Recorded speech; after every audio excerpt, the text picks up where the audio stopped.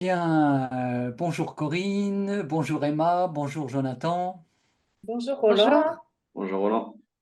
Alors aujourd'hui, c'est une séance un petit peu particulière parce que vous connaissez certainement si vous êtes habitué à la chaîne de Révélation du Cœur, à la présence d'Emma et de Jonathan, qui me soutiennent beaucoup dans ce travail. Et aujourd'hui, nous invitons Corinne Méridjen. Corinne Méridjen est une personne que j'ai rencontrée dans le cadre thérapeutique à distance, parce qu'elle habite, on est chacun à l'autre bout de la France, hein. Moi, je suis en Alsace, elle est du côté d'Aix-en-Provence, et j'ai été très intéressé par sa méthode, l'hypno-coaching process, et elle nous a fait un cadeau, c'est-à-dire qu'elle a traversé la France et elle a permis à un groupe de personnes que j'ai choisi, qui avaient comment dire, différentes problématiques, de pouvoir tester cette méthode. Et j'ai été très impressionné, je dois vous le dire, par les résultats. Et donc cette séance, eh bien, elle vous est destinée à vous, le public, de manière à pouvoir prendre connaissance de cette méthode, de voir ce qu'il en est, ce qu'il est possible, et de mieux connaître, mieux appréhender le travail de Corinne. Donc Corinne, voilà, je te laisse te présenter.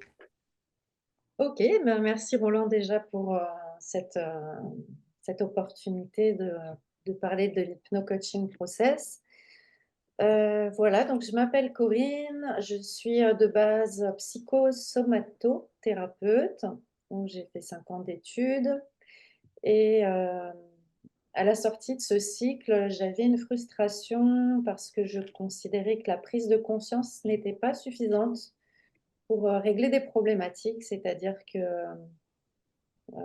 j'ai, je crois, pris conscience que, il y avait autre chose derrière une prise de conscience, il y avait des programmes qui étaient engrammés dans notre cerveau, puisque je me suis rendu compte que même si j'étais consciente de mes névroses ou de mes problématiques, je pouvais continuer à les faire en conscience et que ça ne réglait pas nécessairement la problématique, que parfois ça pouvait même être encore plus souffrant de se voir faire en conscience. Voilà, et donc je suis partie en quête d'une technique supplémentaire pour essayer de voir si quelque chose existait pour aller au-delà d'une prise de conscience.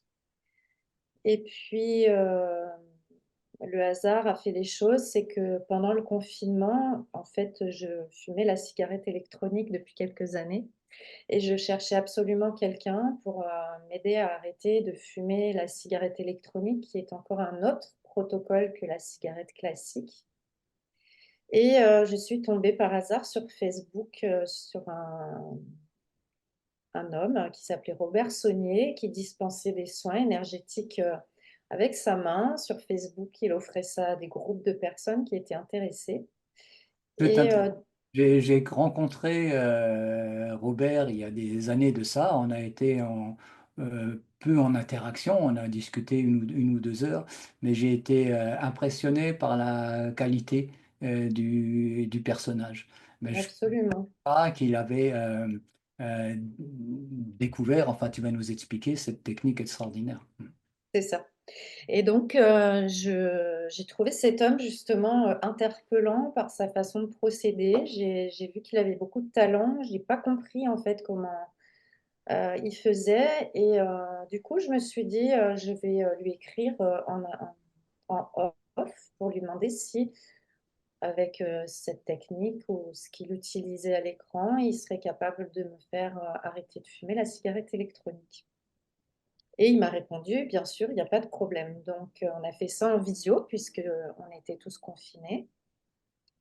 Et je n'ai rien compris à ce qui s'est passé. Donc, il m'a fait cette technique d'hypno-coaching process en une seule séance. Il m'a fait faire des choses sur mon front, il m'a fait répéter des phrases, il m'a fait faire des choses qu'on m'avait jamais faites, je connaissais pas du tout. Et en attendant, moi qui étais complètement accro à cet objet puisque je l'utilisais absolument partout, j'ai rangé ça dans un tiroir et je n'y ai plus jamais retouché. Et je l'ai rappelé ensuite en en lui demandant si c'était possible de m'expliquer quel était cet outil, que j'étais intéressée. Et j'ai compris qu'il avait justement écrasé des programmes dans ma tête qui allaient au-delà de l'hypnose ericksonienne, puisque j'avais déjà essayé plusieurs fois avec l'hypnose ericksonienne, ça n'avait pas nécessairement fonctionné sur moi. Et donc, il m'a conviée à un atelier qui dispensait dans ma région à la fin du confinement. Et là, j'ai juste halluciné parce que j'ai encore moins compris. Ça paraissait très magique ce qu'il faisait sur les gens.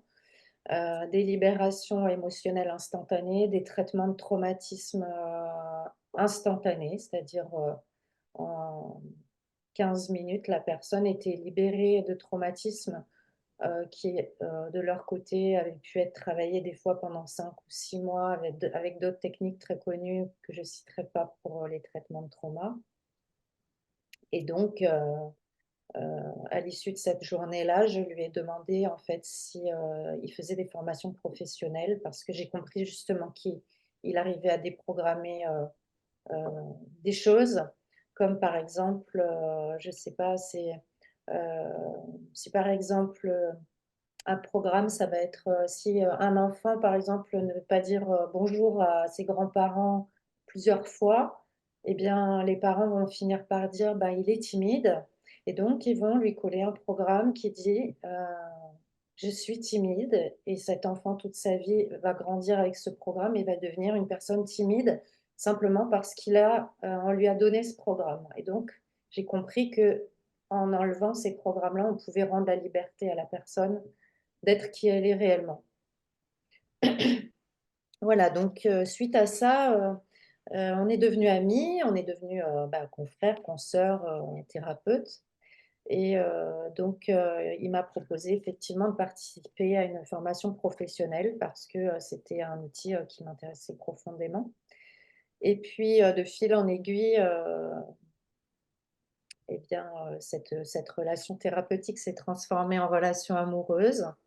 Et voilà, j'ai passé un an merveilleux aux côtés de cet homme qui m'a non seulement appris et formé de A à Z de tous les outils, de tous ces outils thérapeutiques, mais qui m'a aussi traité et qui a dû me faire 150 séances en un an. Donc j'ai vécu une transmutation à ses côtés qui était assez phénoménale. Et puis,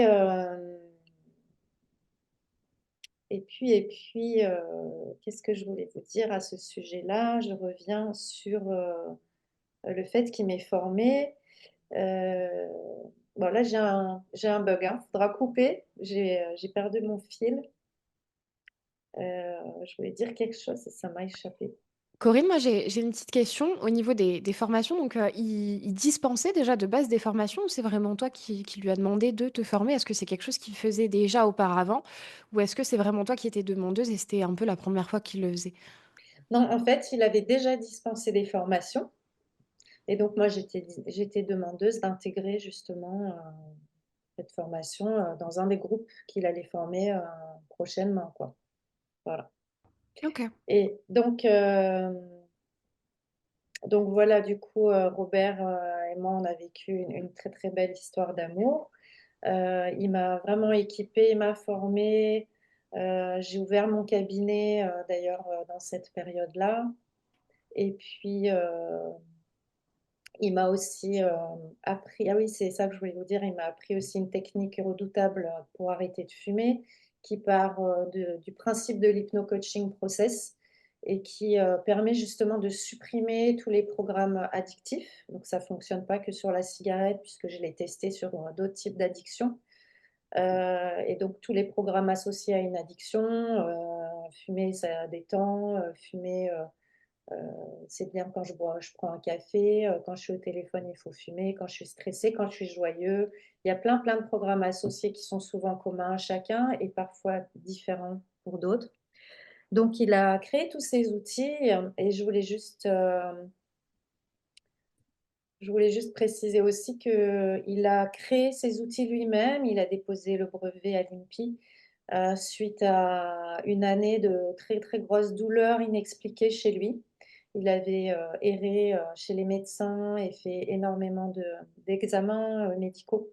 Et il a compris que la cause était psycho-émotionnelle. Donc, il a essayé d'expérimenter sur lui des outils et il a réussi à créer cet outil en se soignant lui-même comme ça.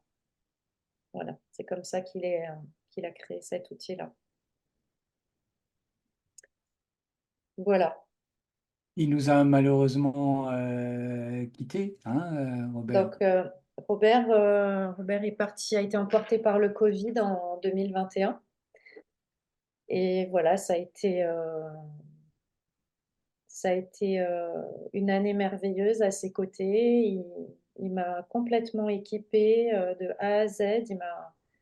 Il m'a apporté tout plein de choses et il est parti. Voilà, donc c'est comme un guide, un ange gardien qui est passé dans ma vie, qui a donné une autre direction à ma vie. Et grâce à tout ça, aujourd'hui, j'utilise cet outil et T'as un peu donc on peut dire que tu as un peu repris le flambeau, peut-être? Est-ce que Alors c'est oui, quelque chose oui. comme ça? Ah oui, oui, complètement. J'ai complètement repris le flambeau. Aujourd'hui, j'utilise cet outil au quotidien dans mon cabinet. À chaque consultation, en fait, c'est l'outil majeur que j'utilise. Et je l'ai beaucoup testé aussi. J'ai essayé de nouvelles choses. J'ai un peu modifié certaines choses, pas beaucoup, mais certaines choses. Et, aujourd'hui, je peux que reconnaître qu'il fait des miracles et de façon relativement rapide et instantanée sur, par exemple, des acouphènes, ça va traiter aussi voilà, les douleurs physiques. Ça traite absolument tous les traumatismes et il ne s'agit pas du tout d'être réceptif ou pas comme l'hypnose érectionnelle parce que tout le monde, ça fonctionne absolument sur tout le monde. En moins de 29 secondes, je crois, il avait calculé ça. Les gens sont dans cet état de conscience modifié. Et l'avantage par rapport à d'autres techniques, c'est qu'il n'y a pas de perte de connaissance, pas de perte de conscience. C'est la personne qui est complètement actrice en fait de sa guérison. Et pour moi, c'est important parce que ça permet de rendre l'autonomie complète à la personne. Elle s'auto-guérit. Je la guide à répéter des choses de façon assez précise pour qu'elle puisse euh, elle-même se libérer. Voilà, donc les entretiens se décomposent toujours en deux temps, c'est-à-dire un temps d'échange où je vais repérer les programmes et je vais les analyser, parfois ce qu'il y a comme sous-programme ou comme ramification dans les programmes. Et une fois que j'ai repéré ce qui m'intéresse pour pouvoir passer à la deuxième phase de libération, donc je fais descendre la personne dans le subconscient puisque toutes ces problématiques psycho-émotionnelles que nous avons, absolument toutes, sont logées dans le subconscient. Euh, voilà, vous pouvez imaginer un iceberg, c'est tout en dessous. Euh, Tout est là, donc nos peurs, nos croyances limitantes, nos traumatismes, nos addictions, euh, les Une deuils des, pathologiques, tout est là. Une des particularités aussi, et qui peut peut-être expliquer la puissance de la méthode, c'est l'utilisation ou la mise en œuvre du soleil psychique, hein. Il y a une C'est ça, dimension, comment dire, on pourrait dire avec le moi supérieur ou avec, voilà. tout à Et fait. c'est en grande partie, et c'est ce qui m'a vraiment aussi beaucoup intéressé dans ta technique, en grande partie ce qui peut expliquer ce résultat qui a l'air vraiment, enfin qui, d'après ce que j'en ai vu pour l'instant, qui est vraiment, comme tu as dit, tu parles, il arrive à écraser les programmes. Enfin, quand on dit écraser, hein, c'est pas du rouleau compresseur, hein, c'est dilué progressivement, mais on va développer, hein, la Complètement, technique, on va montrer un peu au public, on a mis en place des choses pour qu'ils puissent en prendre connaissance, quoi. c'est ça, Mais explique-nous aussi, donc en général, c'est possible en ligne et en présentiel, c'est ou ça. expliquer Donc, ça? ouais, je voudrais juste rebondir sur ce que tu as dit en premier, qui est très important. En fait, cette technique, elle est particulière parce que elle n'utilise pas le système psychologique à proprement parler. On ne va pas trifouiller dans les blessures, on ne va pas trifouiller dans le système psychologique, c'est-à-dire que je stimule en fait l'essence de la personne. ce que toi tu appelles le soleil psychique, d'autres vont appeler ça peut-être l'âme ou l'esprit. Voilà, je vais stimuler le moi supérieur de la personne et lui demander de rayonner sa toute-puissance énergétique pour pouvoir brûler ou écraser ses programmes psychologiques, puisque ce soleil est bien plus puissant en fait que les conditionnements qu'on a reçus. Oui, c'est ça. Et il y a aussi, bon, comme on est sur la chaîne là, de révélation du cœur, on Mm. parle beaucoup de ces centres, de l'activation C'est du ça, soleil psychique. Ce qui m'a étonné, c'est que la méthode fonctionnait sur des personnes qui n'avaient absolument aucune conscience ou une complètement. connaissance de ces centres. Il y a notamment une jeune fille de 16 ans, hein, où j'ai vu en direct une libération extraordinaire alors qu'elle n'avait pas aucune ouverture ou aucune connaissance de ces choses-là. Il y a pas besoin d'avoir des, comment est-ce qu'on appelle ça, Des prédispositions, voilà, absolument. des prérequis, hein. C'est Ouais, ça. Ça ouais. fonctionne absolument sur tout le monde, qu'on ait cette conscience on peut dire un peu spirituelle, de ce moi supérieur ou pas. La façon dont je l'amène et dont la technique est faite, ça fonctionne absolument sur tout le monde, enfants, adultes, ados, il n'y a pas de restriction. Et la magie, entre guillemets, de l'essence qui vient justement prendre sa place et écraser ses programmes et ses conditionnements, se fait absolument chez tout le monde. Et la Et dans beauté la de durée. cette... Et dans la durée, bien sûr, parce qu'un programme écrasé, c'est un programme qui n'existera plus du tout. Voilà. Et souvent, dans les techniques pour arrêter de fumer, on va éliminer le symptôme, mais on ne va pas écraser le programme. Donc, l'addiction va aller se déplacer ailleurs. Ça va être par exemple sur la nourriture ou sur l'alcool ou sur d'autres addictions. Et ça, c'est pas ce qui m'intéresse en fait. L'idée, c'est vraiment d'écraser un programme addictif pour que ça s'arrête. Que... Oui. À ce propos, justement, parce que je m'interroge, par exemple, donc vous l'avez expliqué, ça fonctionne sur les enfants, etc. Donc j'avais plusieurs petites questions. La première, c'est est-ce qu'il y a quand même, est-ce que tu t'adaptes en fonction évidemment bah, de l'âge de la personne peut-être qui est en face de toi, parce que on le sait, il y a parfois on se crée des programmes, mais c'est inconscient. Donc on a les symptômes, mais on n'a pas forcément la cause, la source en fait. Et donc, toi, l'intérêt de l'hypno-coaching, c'est vraiment d'aller taper sur la source. C'est pas plus difficile chez un enfant ou chez une personne qui a, par exemple, ben, voilà, des programmes. Il y a quand même une sorte de recherche de ta part. Oui, oui, c'est ça. C'est-à-dire dans la première phase de l'entretien, par exemple, si une personne me dit, qui vient me consulter, va me dire, j'échoue, tout ce que j'essaye de réussir, c'est systématique. Je vais poser plusieurs questions, en fait, et je vais, à coup sûr, arriver sur un programme qui va dire je suis nulle, ou je suis un incapable, ou mon père m'a dit quand j'étais enfant que j'étais nulle ou que je réussirais jamais. Et du coup, j'arrive à cette racine-là. C'est ça qui m'intéresse, en fait, Mm. c'est de supprimer ce trauma, ce Ouais, programme qui finalement est tout le temps actif et qui va faire échouer la personne, quoi qu'elle fasse, ouais. peu importe les efforts qu'elle déploie, parce que le programme sera plus fort.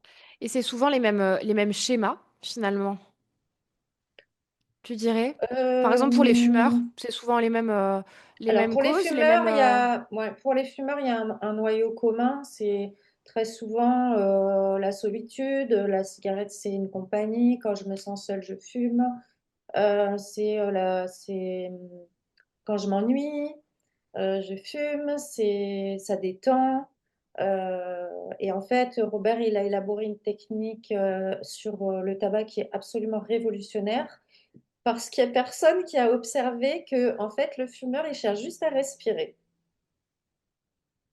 Ouais, Voilà. bah Et oui. donc, il a élaboré une technique qui est complètement basée sur le fait d'écraser les programmes de croyance que respirer à travers une cigarette, ça détend. C'est pas Oui. la même Il chose que suffirait peut-être dire de respirer. Ouais. issu. Voilà. Et donc, quand on enlève ces programmes qui disent bah, pour se détendre, il faut respirer à travers une cigarette, ça change tout. Mm. Parce qu'on Ça, c'est inspire, assez. on expire, c'est de la respiration. Ouais, c'est très intéressant, ouais. Voilà, donc finalement, l'hypno-coaching process permet aussi d'enlever tous ces programmes qui pensent que pour se détendre, il faut rester juste un piège, une erreur d'apprentissage. Mmh. Et dernière petite question, après je te laisse la parole, Jonathan, j'ai vu que tu avais levé la main. Je l'avais, elle m'a de nouveau échappé. Si, par rapport à cette découverte de la «source» entre guillemets du problème, appelons ça comme ça, est-ce que tu dirais que parce que du coup tu as fait des études en psychologie, est-ce que c'est un bagage qui t'aide? Est-ce Oui, que ouais, c'est quand même, oui, la oui, base de la enfin, il y a un apport méthodologique grâce à cette oui. connaissance psychologique que tu as? C'est C'est ça. complémentaire, c'est C'est-à-dire ça? la capacité d'analyse que j'ai développée me permet d'aller beaucoup plus vite, du coup, à la compréhension voilà, de ce qui se loge derrière le problème. Mais je dirais quand même que j'ai beaucoup appris dans cette école, mais là où j'ai le plus appris, c'est sur le terrain, Évidemment. avec les patients, au quotidien, expérimenter beaucoup de choses, tester beaucoup de choses. Mmh. Et c'est là que ça a été le plus important. Et je voudrais préciser, ce qui est très important, c'est que cette méthode, elle est aussi efficace en visio qu'au cabinet, et pour tout. Donc, douleur, arrêt du tabac, trauma, pour absolument tout, ça fonctionne à efficacité égale. Donc, aujourd'hui, j'ai la possibilité de traiter des gens qui sont dans toute la France, même à l'étranger. Et c'est vraiment très, très, très chouette. Ouais, Corinne, moi je voulais te demander, en fait, ça rejoint un petit peu la question de Emma, par rapport est-ce que tu changes ta méthodologie par rapport aux enfants et aux adultes? Euh, En fait, est-ce que si le programme est plus récent, c'est plus facile à enlever pour toi, contrairement à des programmes qui sont bien ancrés dans la personne et qui du coup sont peut-être plus longs à enlever? Est-ce qu'il y a une différence du coup dans ta méthode ou comment ça se Alors, passe? ouais, alors effectivement, sur les enfants, ça va quand même généralement plus vite parce qu'ils ont moins d'années de programmation et de conditionnement que nous. Donc, si je trouve vraiment la racine et la cible assez rapidement, ça peut être très rapide. Euh, Après, sur les adultes, ça peut être un petit peu plus long, c'est-à-dire qu'il peut falloir peut-être 2, 3, 4 séances, notamment sur tout ce qui est blessures, c'est-à-dire toutes les blessures de Lise Bourbeau, et les blessures de rejet, d'humiliation, d'abandon, etc. S'il y a des années en fait d'activation, c'est un peu comme une ornière, il faut baisser l'intensité au fur et à mesure. Ça va pas forcément se faire sur une séance. Voilà. Après, les traumas, que ce soit sur un enfant ou sur un adulte, quand j'écrase l'image, c'est écrasé, c'est terminé. Ok, je te remercie. Et, Merci à toi. et j'ai une petite question parce que justement, tu disais que bah, certaines fois, c'est instantané, il y a une libération quasi instantanée à la fin de la séance. Est-ce que quand même, si moi je prends rendez-vous avec toi, est-ce qu'il y a un suivi? Est-ce que tu assures un suivi ou c'est vraiment une séance? Ou est-ce que ça peut être plusieurs séances? Est-ce qu'il y a un suivi? Est-ce que tu... Voilà. Oui, alors en général, alors ça dépend en fait pourquoi la personne consulte. Voilà, si c'est vraiment quelque chose de très ciblé et qu'en une séance, par exemple sur un trauma, c'est réglé, la personne ne revient pas forcément. Mais je demande toujours dans les 3, 4 jours de m'envoyer un petit message pour me dire comment la personne se sent. Voilà, et à l'issue de ce message, la personne, je laisse toujours les gens libres en fait de décider s'ils ont envie de revenir, continuer ou pas. Voilà. Ok. Mais c'est vraiment des fois, c'est assez souvent des séances qui peuvent être one shot ou qui peuvent s'inscrire dans la durée pour des gens qui ont envie de venir régulièrement travailler parce que des fois on ouvre un tiroir puis on a un autre qui arrive, un autre et un autre et on a envie de travailler plusieurs choses différentes. Ça peut vraiment fonctionner surtout parce que toutes nos problématiques sont émotionnelles et cet outil, il a la capacité d'écraser en fait C'est comme une anesthésie émotionnelle, quoi. C'est-à-dire que ça va désactiver l'émotion qui fait souffrir. Euh, Pardon, juste, ah ouais, oui, je te allez-y. coupe la parole, ouais, parce que je pense qu'au stade où on en est dans cette vidéo, je voudrais rappeler notre démarche, parce que là, nous parlons d'une méthode que nous trouvons extraordinaire, Et je veux dire, voilà, c'est pas, on n'est pas en train de faire une pub, on n'est pas financé, on n'est pas payé, on Non. n'est et ce n'est pas seulement sur la base de l'amitié. C'est-à-dire que, voilà, Corinne, je l'apprécie beaucoup, elle est venue, mais si cette méthode n'avait pas porté les fruits que j'ai pu voir et dont on va développer les effets, notamment avec Jonathan et Emma, eh ben, on ne l'aurait pas fait. Euh, Par rapport à la pratique solaire, n'est-ce pas? Bon, de mon point de vue, la pratique solaire est un processus qui permet le développement de l'être, la résolution aussi peut-être des traumas dont il s'agit, mais à plus long terme, au bout d'un processus. Et c'est parfois long. Donc, pouvoir avoir la chance de pouvoir prendre connaissance de méthodes aussi efficaces que l'hypno-coaching process que propose Corinne, et peut-être encore certaines autres choses que nous sommes en train d'étudier, qui sont vraiment efficaces et qui permettent une libération euh, très puissante et qui facilitent ensuite un Complètement. travail, le travail de fond, des pratiques fondamentales comme la pratique solaire. Voilà, je voudrais Complètement. rappeler vraiment notre démarche qui est c'est de l'amitié, mais c'est pas, voilà, on n'est pas en train de pistonner Corinne. Il s'est passé des choses extraordinaires dans cette thérapie. On va vous en parler, quoi, hein. Voilà. Et je voulais, voilà. Mais tout à fait, ça rejoint complètement bah, la pratique que tu partages avec la stimulation justement de notre essence profonde. Et c'est tout à fait en lien en fait, hein, ces deux approches. Ouais, tout à Oui, fait. oui, oui. Très, Elles très. sont très complémentaires, on va dire, Oui. puisque on utilise chacun la même source pour Ben, c'est le travailler. même levier, là, du soleil de l'esprit. C'est Voilà. ça, Ah oui. c'est ça, tout Ouais. à fait. Mm. Jonathan, on te laisse. Ouais, il n'y a pas de problème. C'était juste pour la continuité des questions qu'on lui pose par rapport à l'après-séance. Moi, j'ai fait une après-séance avec Emma. Enfin, je sais, mais c'est juste pour des informations pour les gens. Comment est-ce qu'on se sent, du coup, d'après toi, Corinne, après une séance? Enfin, c'est quoi qui revient le plus, justement, après les 3 4 jours? Je te demande, je le sais, hein, je vais en parler après, évidemment, mais voilà, qu'est-ce Ok. que toi, tu reçois Ouais, comme bon, retour? déjà, ce qui s'observe à chaque coup pour tout le monde, c'est que les gens, quand ils repartent, ils sont pas du tout dans le même état de l'état dans lequel ils sont arrivés au cabinet. Donc, il y a déjà une action qui est en cours et qui est très, très nette à la fin de la séance. Donc, un sentiment un peu cotonneux, un peu un peu shootés, mais pas trop non plus, puisqu'ils arrivent à reprendre leur voiture, c'est pas catastrophique. Et puis après, ben, pendant 3 jours, le subconscient, puisqu'on lui a demandé de retirer des choses et que la nature n'aime pas le vide, il va réorganiser l'espace du subconscient. Donc le travail se fait encore sur 3 jours.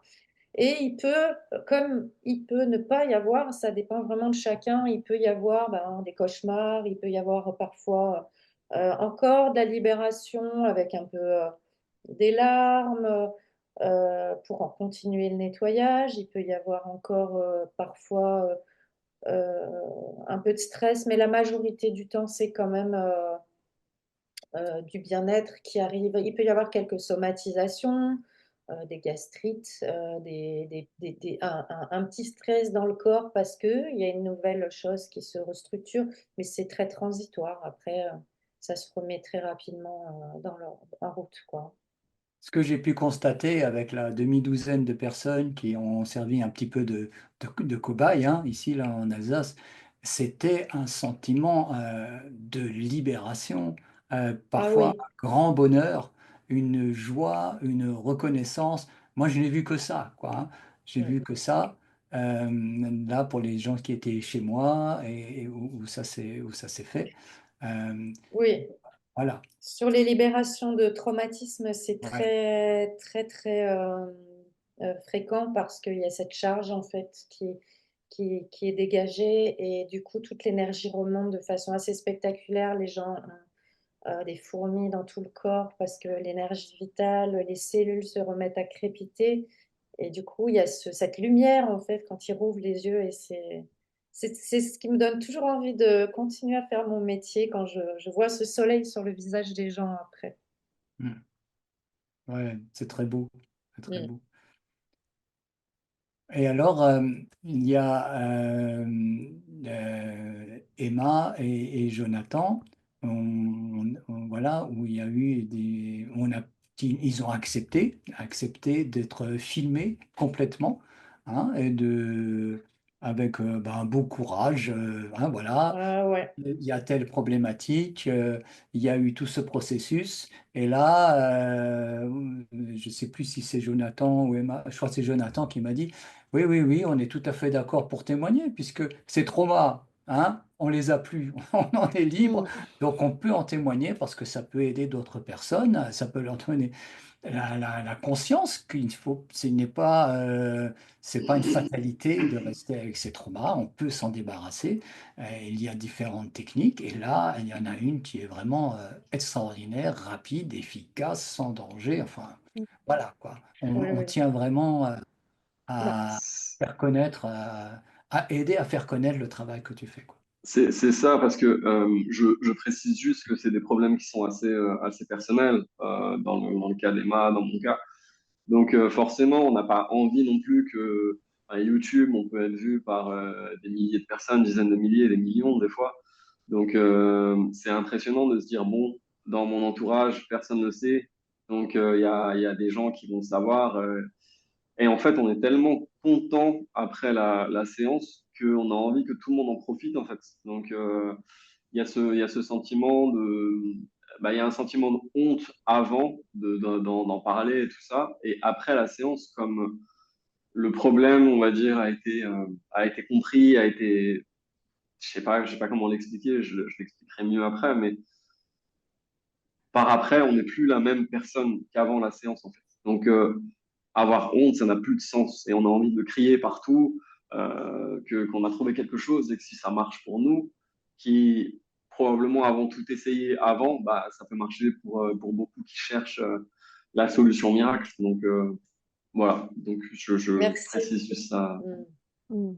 Ouais, c'est assez extraordinaire, je trouve, comme méthode. Alors, personnellement, quand j'ai fait la séance avec Corinne, donc qui est venue dans notre ville pour rencontrer Roland d'une part et aussi pour nous montrer la manière dont elle travaille, je ne me suis pas spoilée. C'est-à-dire que j'ai vraiment rencontré Corinne et je ne savais pas ce qu'on allait faire vraiment.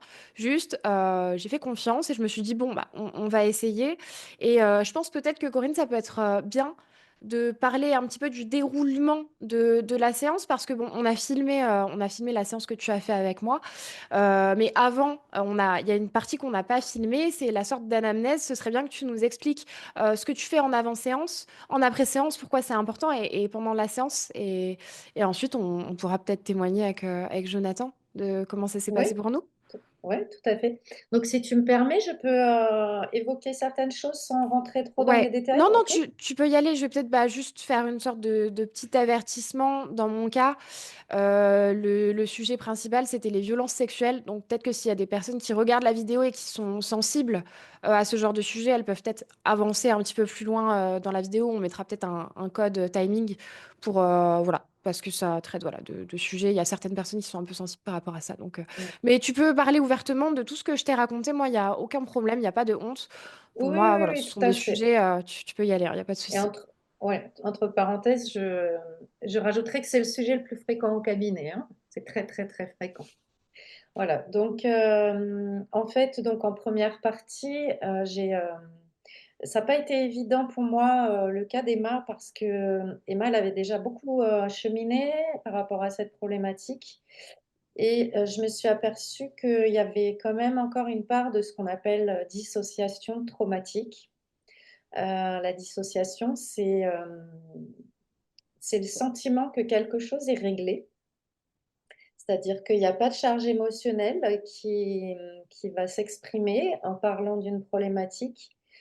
Euh, mais je perçois en fait par rapport à son corps et par rapport à certaines attitudes dans le visage que il y a ce qu'on appelle la dissociation ou du refoulement. C'est quand même elle qui m'a demandé d'aller sur ce sujet. Donc, je lui ai demandé plusieurs fois pourquoi elle voulait y aller, puisqu'elle semblait exprimer que c'était réglé. Et c'est là que j'ai compris qu'il y avait une dissociation parce qu'il y avait une envie d'y aller et à la fois il y avait un sentiment que ben, c'était pas actif. Donc, il m'a fallu faire ça en deux temps, c'est-à-dire d'abord la sortir de la dissociation euh, pour pouvoir aller ouvrir ce tiroir. Donc ça, c'est un peu plus complexe parce que la personne ne livre pas d'emblée ce qui m'intéresse, le programme qui m'intéresse, puisqu'elle est convaincue que, bon, c'est plus ou moins réglé, c'est plus vraiment actif. Donc, moi, mon travail, c'était chez Emma, en tout cas, d'aller tout doucement, aller ouvrir ce tiroir pour la reconnecter, en fait, émotionnellement et pouvoir la libérer. Parce que sans l'émotionnalité connectée, il n'y a pas de possibilité de libérer la personne. On est d'accord qu'il n'y a pas, on n'y a pas une plongée dans des souvenirs, il n'y a pas une, une souffrance qui remonte, il n'y a pas, voilà, il y a pas de risque non plus de replonger dans les traumas du passé. Non, c'est pour ça que je fais très rapidement faire ce que j'appelle des effacements subconscients à la personne pour qu'elle baigne pas dans le trauma. Je ne fais pas redescendre dans la souffrance, je ne fais pas revivre le trauma. Je fais juste une sorte de micro-connexion qui va permettre au subconscient de se reconnecter. Et ensuite, je fais très vite l'effacement pour que la personne ne ressouffre pas. Ça, c'est très, très confortable pour le Ouais. traumatisme. Je peux confirmer parce que, donc Corinne, juste pour la chronologie de la séance, donc on a fait une sorte d'anamnèse où on a beaucoup discuté bah, de cette problématique. Tu m'as demandé quel était mon plus gros traumatisme. Donc bah, instinctivement, c'est celui-là qui est venu. Et en effet, ça fait enfin, des années, donc j'ai travaillé dessus. Donc c'est vrai que pour moi, il y avait beaucoup moins de charge émotionnelle et de prise sur moi que bah, il y a quelques années.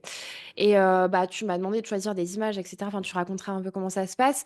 Et c'est vrai que quand une image est plus, pas difficile, je dirais pas que c'est le terme, mais tout de suite, c'est vrai que tu te dis, ok, c'est bon, concentre-toi, visualise là, et là, boum, on efface. On se replonge pas dans, vraiment, c'est pas insupportable à faire, quoi. Il y a pas, c'est même pas tant douloureux. C'est juste une sorte de petit réveil, je dirais. C'est un peu difficile de le verbaliser. Enfin, Oui, dans mon cas, c'est comme une vague, ouais, c'est vrai. C'est vrai. je pense, hein. Ouais. Ça fait comme une vague, c'est-à-dire on ressent, c'est pas confort, mais ça passe. Ouais, c'est ça. C'est qu'il faut se reconcentrer. Ben, parfois, dans mon cas, comme c'est quand même des images traumatiques, il faut revenir dessus. Et moi, bah, globalement, c'est pas des images. Enfin, c'est des images que j'ai refoulées. Elles peuvent passer Et très c'est pour rapidement, ça que dans mais je la les laisse passer vidéo, très rapidement. Et et c'est pour ça que dans la vidéo, régulièrement, on te voit dire, attends, attends, elle s'en va. Je il suis faut que j'y obligée de me retourne, ouais. reconcentrer parce qu'il y avait tout le temps la dissociation qui s'activait. Ah ouais, complètement. Ouais, ouais. C'était C'est-à-dire que ça, en fait, j'arrivais. ce qui se passait. Ouais, j'arrivais à aller chercher l'image, mais tout de suite, elle s'en allait. C'est quelque chose parce Ouais, que je repousse complètement. Dès que ça c'est vient, je ça. le repousse. C'est un automatisme. Et c'est vrai que quand je te Ça, disais, attends, faut que je me concentre pour la maintenir c'est dans ça. mon esprit. C'est ça. Et ça, c'est les cas les plus difficiles, mais ça fonctionne quand même, puisque ça a fonctionné, parce qu'il faut aller d'abord faire cette reconnexion, lever la dissociation traumatique pour pouvoir enlever. Sinon, on ne peut pas enlever quelque chose qui est enfermé dans un tiroir. Mm. Mm. Ouais, non, mais c'était, bah, pour mon cas, ouais, c'était très efficace. De toute façon, on a filmé, donc on pourra mettre bah, l'intégralité de la séance, hein. Moi, j'ai aucun souci avec ça. Mm. Euh, et voilà. Je te laisse peut-être expliquer bah, le déroulement. Cette histoire, j'ai parlé des images que tu m'as demandé de sélectionner. Tu veux peut-être expliquer Oui. un peu la démarche? Voilà, donc pour moi, à partir du moment où une personne a encore des images sur un traumatisme, même s'il date d'il y a 20 ans, 30 ans, 40 ans, le traumatisme est actif. Voilà, s'il reste des photos dans le cerveau d'images insupportables ou quand elles passent sous les yeux, on n'a pas envie de les regarder, c'est que le trauma est toujours actif et c'est que le système nerveux est encore très encombré et que du coup, l'être n'est pas dans son écologie et ne peut pas fonctionner correctement. Et donc, je reconvoque, je demande à la personne, les yeux fermés, de se reconcentrer sur cette image. C'est pas toujours drôle, mais de la revisualiser et à partir de là, elle fait un effacement. Euh, D'une certaine façon, on demande au subconscient d'effacer. C'est la personne qui demande à son subconscient d'effacer cette image avec une certaine méthode propre à l'hypno-coaching. Et ça se fait en quelques secondes. En fait, ça devient de plus en plus flou, ça se dézoome.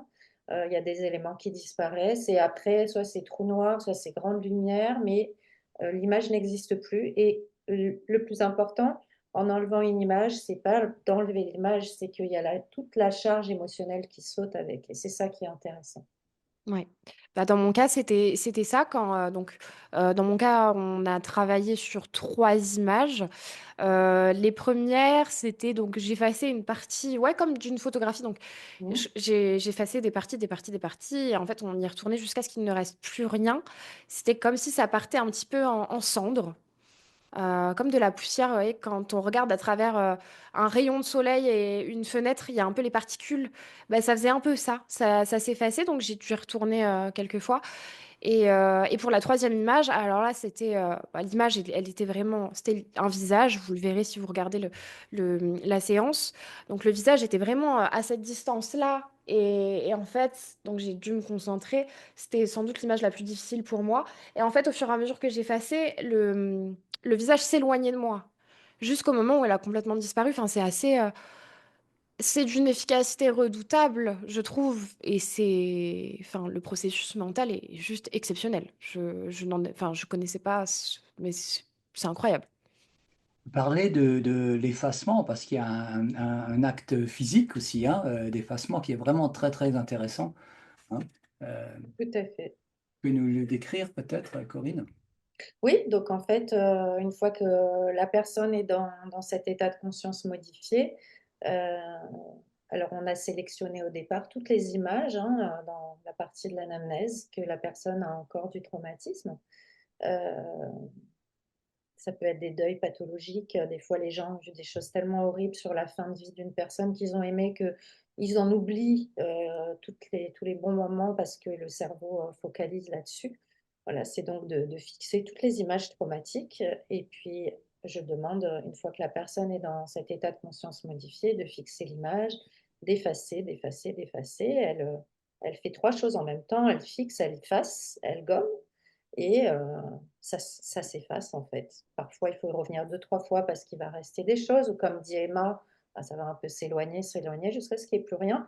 Et ce qui est important vraiment de comprendre, c'est qu'une fois que l'image disparaît, la charge émotionnelle négative saute et l'énergie remonte dans le corps. Donc, c'est toute la santé de la personne qui est impactée. C'est même pas que la santé psychologique, hein. Il y a toute la santé biologique aussi qui reprend du vivant, quoi.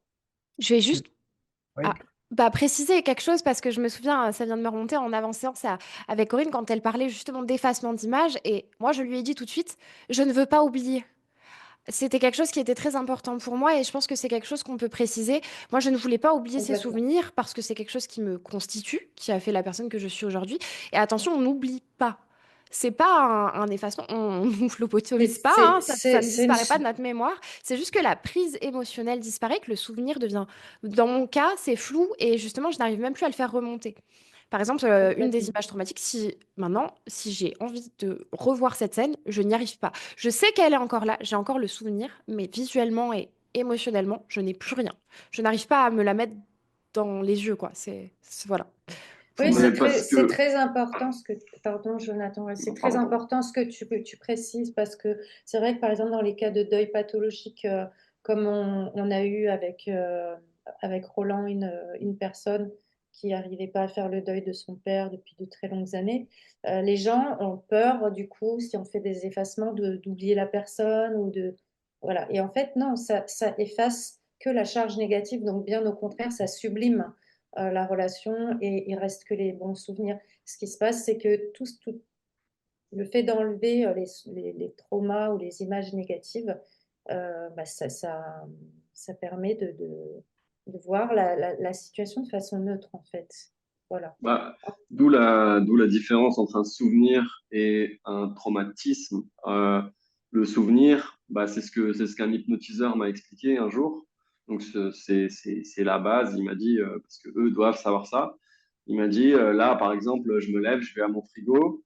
Après, ma vie continue, je vais m'en rappeler, il y aura des bribes du truc. Par contre, si en me levant et en allant à mon frigo, il se passe quelque chose de très marquant émotionnellement, donc qui est marqué, où il y a un pic émotionnel, là, ça sera un traumatisme. Et du coup, l'acte d'aller jusqu'au frigo sera traumatisant parce que lui a, il a mis les deux ensemble, quoi. Alors que quand Corinne te fait son hypno-coaching, elle t'enlève cet aspect-là et en fait, ton traumatisme se retransforme en souvenir. Et du coup, évidemment, tu n'oublies pas la chose. Comme tu l'as dit, tu ne deviens pas amnésique. Mais c'est vrai que la prise émotionnelle, tu peux penser à ton souvenir de manière euh, plus neutre qu'avant. Libéré. Ouais, libéré, c'est ça. En fait, tu es libéré de l'emprise émotionnelle de ton souvenir. C'est Complètement. Parce exactement que ça. sur un événement, ce qui fait souffrir, c'est pas l'événement en soi, c'est la charge émotionnelle Oui, oui, ce que tu associes à l'événement. Ouais. qu'on associe. Ce qui peut, par exemple, toi, Jonathan, te traumatiser, ben moi, ça peut ne pas me traumatiser. C'est vraiment propre à chacun. Un traumatisme, c'est propre à chacun et Et voilà. ce qui est vicieux aussi, je précise dans mon cas en tout cas, c'est que un petit traumatisme peut créer une peur énorme. Et en fait, cette peur énorme, comme tu l'as dit, il y a des trucs qui sont vraiment insignifiants pour toi et tu ne te souviendras pas de ça parce que tu n'y accordes pas d'importance et tu es émotionnellement détaché de ça. Alors que pour moi, les tout petits trucs peuvent rajouter justement plein de petits traumatismes ou peuvent ajouter de l'importance à ce grand traumatisme de base. Et c'est pour ça qu'il faut d'abord traiter le truc de base pour C'est que ça. tout s'effondre, mais C'est ensuite, ça. il faut pas que ça se reconstruise. Tu me disais, tu me disais très justement, tu me, bon, on coupera. Tu Non. me, tu me disais tu me disais très justement que on coupera. 2 secondes, hein. Il fait le clap de fin de vidéo. Puisqu'on va couper cette partie, je vous suggère de ne pas me lever parce que ça fait des changements d'image, c'est pas très agréable, hein. On Ah, lève ok, la je savais pas. mais on la Ok, Ok, lève ok, ok, pas, ça décale le ça visuel, quoi. marche. ok. Du coup,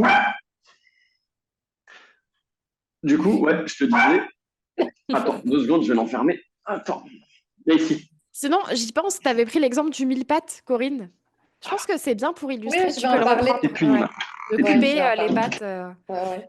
et puis. Ouais, du coup, C'est bien, on alors, est cool là, hein. C'est super. ouais. C'est Du super. coup, je te. Attends, c'est mon AirPod qui bug maintenant. J'ai pas le droit d'en parler en fait. Ah, ton micro, il est mieux maintenant. C'est bien. Je vous entends de nouveau. Donc, je disais que tu me disais qu'il faut parler de tous les petits rituels qu'on a et tous les petits traumatismes parce que justement, le fait d'avoir des petits rituels, ça peut te rappeler et ça peut justement réenflammer Réactiver. le. Ouais, voilà. Oui. Donc ça c'est aussi important, c'est que en fait, dans mon cas en tout cas, des choses qui sont absolument banales et normales pour moi, le sont pas forcément pour Emma, Roland ou toi, tu vois. C'est ça, Et tout c'est à pour ça fait. que toi, tu oublies en fait que ces petites choses-là sont des rituels. Et en fait, si tu parles pas des rituels associés, bah, par exemple, moi, à ma peur, ben, ça la fera revenir ou ça la fera justement rester en arrière-plan jusqu'à que bah, elle reprenne du galon et revienne, quoi. Oui, après, c'est pas forcé que ça relance tout le système, mais ça va pas être un nettoyage qui va être complètement optimal, quoi. C'est-à-dire un traumatisme en soi, si on le laisse longtemps, il va développer plusieurs ramifications pour justement que le système psychologique évite de le revivre. Donc, je ne sais pas, par exemple, dans le cas de violence sexuelle, par exemple, ça va être de l'hypervigilance, de la peur des hommes, ça va être une façon de s'habiller qui va être différente, ça va être peut-être une paranoïa. Voilà, il y a plein, plein de choses qui peuvent se mettre en route justement pour éviter de revivre le traumatisme. Donc, euh, quand on dissout un trauma, quand j'utilise cet outil de dissolution traumatique, je vais toujours vérifier toutes les ramifications qui peuvent être autour, c'est-à-dire justement tous les rituels que les personnes ont pu mettre en place justement pour éviter de le revivre, pour pas enlever juste le noyau dur et qu'on laisse des choses qui n'ont pas de sens ou qui peuvent un peu, du coup, créer du stress dans le système, potentiellement finir par réactiver quelque chose. Voilà. L'idée, c'est vraiment de passer un bon coup de Karcher pour que tout s'en aille.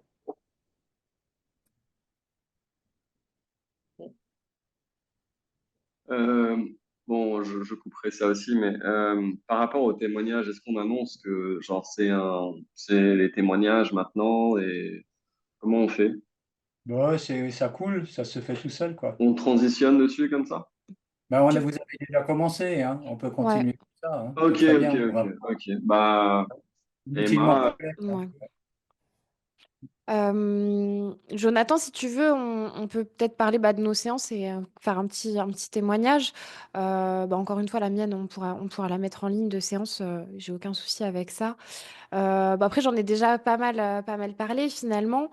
Au niveau du déroulement, ça a été donc pour moi de choisir donc deux images. Je vais vous expliquer un peu mon expérience finalement et peut-être la suite, les retombées positives qu'il y a eu suite à la séance. Donc j'ai dû choisir deux images traumatiques. Ouais, des images traumatiques. Je sais plus comment tu m'avais présenté ça, Corinne, quand tu m'avais demandé de choisir les images. En fait, quand j'ai senti que tu étais en état dissociatif, je t'ai demandé s'il te restait des images. Donc, tu m'as dit, faut que je cherche, mais c'est possible que je puisse en retrouver. Et quand on a retrouvé, j'ai compris qu'on pouvait justement y aller. Donc, je t'ai laissé me dire ce qui te venait comme image. Ouais, du coup, vous verrez les images que j'ai sélectionnées dans la séance. Et la troisième image, c'est Corinne qui me l'a suggérée pendant ma séance. Donc, la troisième image, c'était donc le visage de la personne qui m'a agressée sexuellement. Et oui, Roland. Oui, et que les choses soient bien claires. On parle d'image mentale, hein. Il Oui, n'y a bien pas de sûr. support d'image qu'on montre, hein. C'est vraiment les images qui montent Oui, dans ton... subconsciente. C'est Ouais, évident pour nous, mais que ce C'est soit pour tout ça. le monde, quoi. Ouais. Oui, tout à fait. Ce sont des images subconscientes, hein. ouais, Oui, c'est oui. ça. C'est vraiment. C'est de Moi, la visualisation. oui, tout à fait. Ouais. C'est la visualisation du souvenir. Après, c'est vrai que moi, je le voyais pas en vidéo 4K, quoi. C'était vraiment une image figée, pour le coup. Après, peut-être que chez tout le monde, c'est différent, hein, mais voilà, moi, c'était vraiment la photographie du souvenir, si je peux simplifier la chose mentale. Et donc, j'en avais donné deux à Corinne. Et la troisième, c'est Corinne qui me l'a suggéré. Donc, le visage de mon agresseur, c'est la fameuse où il était très, très près de moi, comme ça, où j'ai réussi à l'effacer en le faisant donc reculer. Et, euh, et donc c'est vrai, on en a parlé juste précédemment, c'était un peu... ce qui était difficile pour moi, c'était pas tant de revisualiser, parce que c'est des images qui traînaient, sinon on les aurait pas sélectionnées, enfin, on n'en aurait pas parlé. Donc elles traînaient de toute façon dans un coin de ma tête ou de mon esprit, enfin voilà. Mais la difficulté majeure pour moi, c'était pas si douloureux pour les deux premières images, puisque je les connais et j'ai l'habitude, entre guillemets, de leur présence, donc la charge émotionnelle s'était déjà un peu libérée, mais c'était surtout en effet de me concentrer, de les attraper, de les immobiliser dans ma conscience pour toi, tu bouges pas, je vais t'attraper, je vais t'effacer. Enfin, voilà, je vulgarise un peu la chose, mais c'était ça la difficulté majeure, c'est qu'il fallait vraiment que je me concentre pour les retenir, pour pas que mon cerveau se dise non, tout de suite, on la balaye. Donc, ça, c'était plus. Pas la difficulté, c'était pas dur à faire, mais c'était un peu voilà le le mécanisme majeur. Et pour la troisième image, donc là, c'était pas quelque chose. Donc, Corinne, peut-être que tu peux expliquer finalement pourquoi tu as décidé de me faire visualiser ça, si c'est pertinent.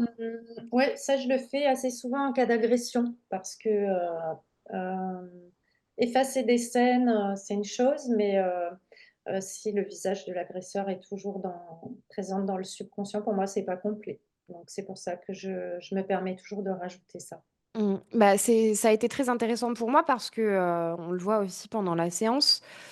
J'ai eu beaucoup de mal à revoir son visage. En fait, c'était vraiment dans un tiroir fermé à clé. Il y avait double verrou. Et quand tu m'as demandé ça, c'est comme si on m'avait un peu, c'est comme si on m'avait tasé. Tu vois, j'ai reçu une mini décharge et ah. Et quand j'ai commencé à me concentrer, vraiment, il y a toute l'émotion qui est revenue. Donc chez moi, bon, c'était quelqu'un de ma famille, donc il y a tout qui est remonté en même temps. Donc il y a eu l'amour que je portais pour cette personne, la colère, le dégoût. Enfin, toutes les émotions sont un peu remontées. J'en ai pris connaissance. J'ai vu son visage et quand je me suis sentie prête, ça m'a demandé quelques instants, mais j'ai pu laisser redescendre tout ça et effacer. Et c'est à ce moment-là, en fait, que je savais que ça allait être derrière moi. En fait, au fur et à mesure que j'effaçais, il y avait comme ouais, une sorte de soulagement qui montait en moi. C'était assez phénoménal. Et d'ailleurs, pendant les premières images, j'ai eu une sorte de visualisation. C'est un peu particulier, mais j'avais l'impression que la petite Emma, puisque ça s'est passé quand j'avais 10 ans, j'ai eu l'impression, en ayant les yeux fermés, que je- que j'avais moi-même dans mon corps et que je m'arrivais à peu près, donc ma tête, donc de moi, petite fille, m'arrivait à là et qu'elle était à l'intérieur de moi et qu'elle pointait le bout de son nez, entre guillemets, qu'elle disait je suis là. Et ça m'a beaucoup émue. Ça, c'était en début de séance. Ça m'a beaucoup émue. Et à la fin, j'ai vraiment eu ce truc de elle me remercie, entre guillemets. Enfin, c'était très particulier du ressenti que j'en ai eu. C'est comme si j'avais fait une plongée à l'intérieur de moi-même. Comme quand on plonge dans l'océan, vous savez, là où il n'y a rien, il n'y a que le bleu profond de l'océan. Ben, c'était un peu ça. Et à la fin de la séance, donc, quand Corinne m'a dit prends le temps pour revenir, etc., en fait. Je sais pas, je pense qu'il faudrait que je regarde la séance, mais je crois que je souris à ce moment-là parce que je suis en train de vraiment remonter. Pour moi, je remonte à la surface et je me dis, pff, c'est fini maintenant. J'étais très apaisée et quand j'ai ouvert les yeux, alors j'avais l'impression de me réveiller d'une anesthésie générale. Je le dis d'ailleurs, je crois que je le dis, j'ai des vertiges, mais il n'y a pas de vertige, c'est très bizarre. J'avais vraiment l'impression, voilà, qu'on me sortait du coma. Mais tout de suite, je me suis sentie mieux. C'est même pas le mot apaisé, ce n'est pas juste. Je me suis sentie en paix, mais je me sentais mieux. J'étais bouleversée un peu, mais beaucoup mieux. Voilà. Moi, je voudrais témoigner en tant qu'observateur, hein, puisque j'étais là comme à observer ce travail de manière attentive, quoi.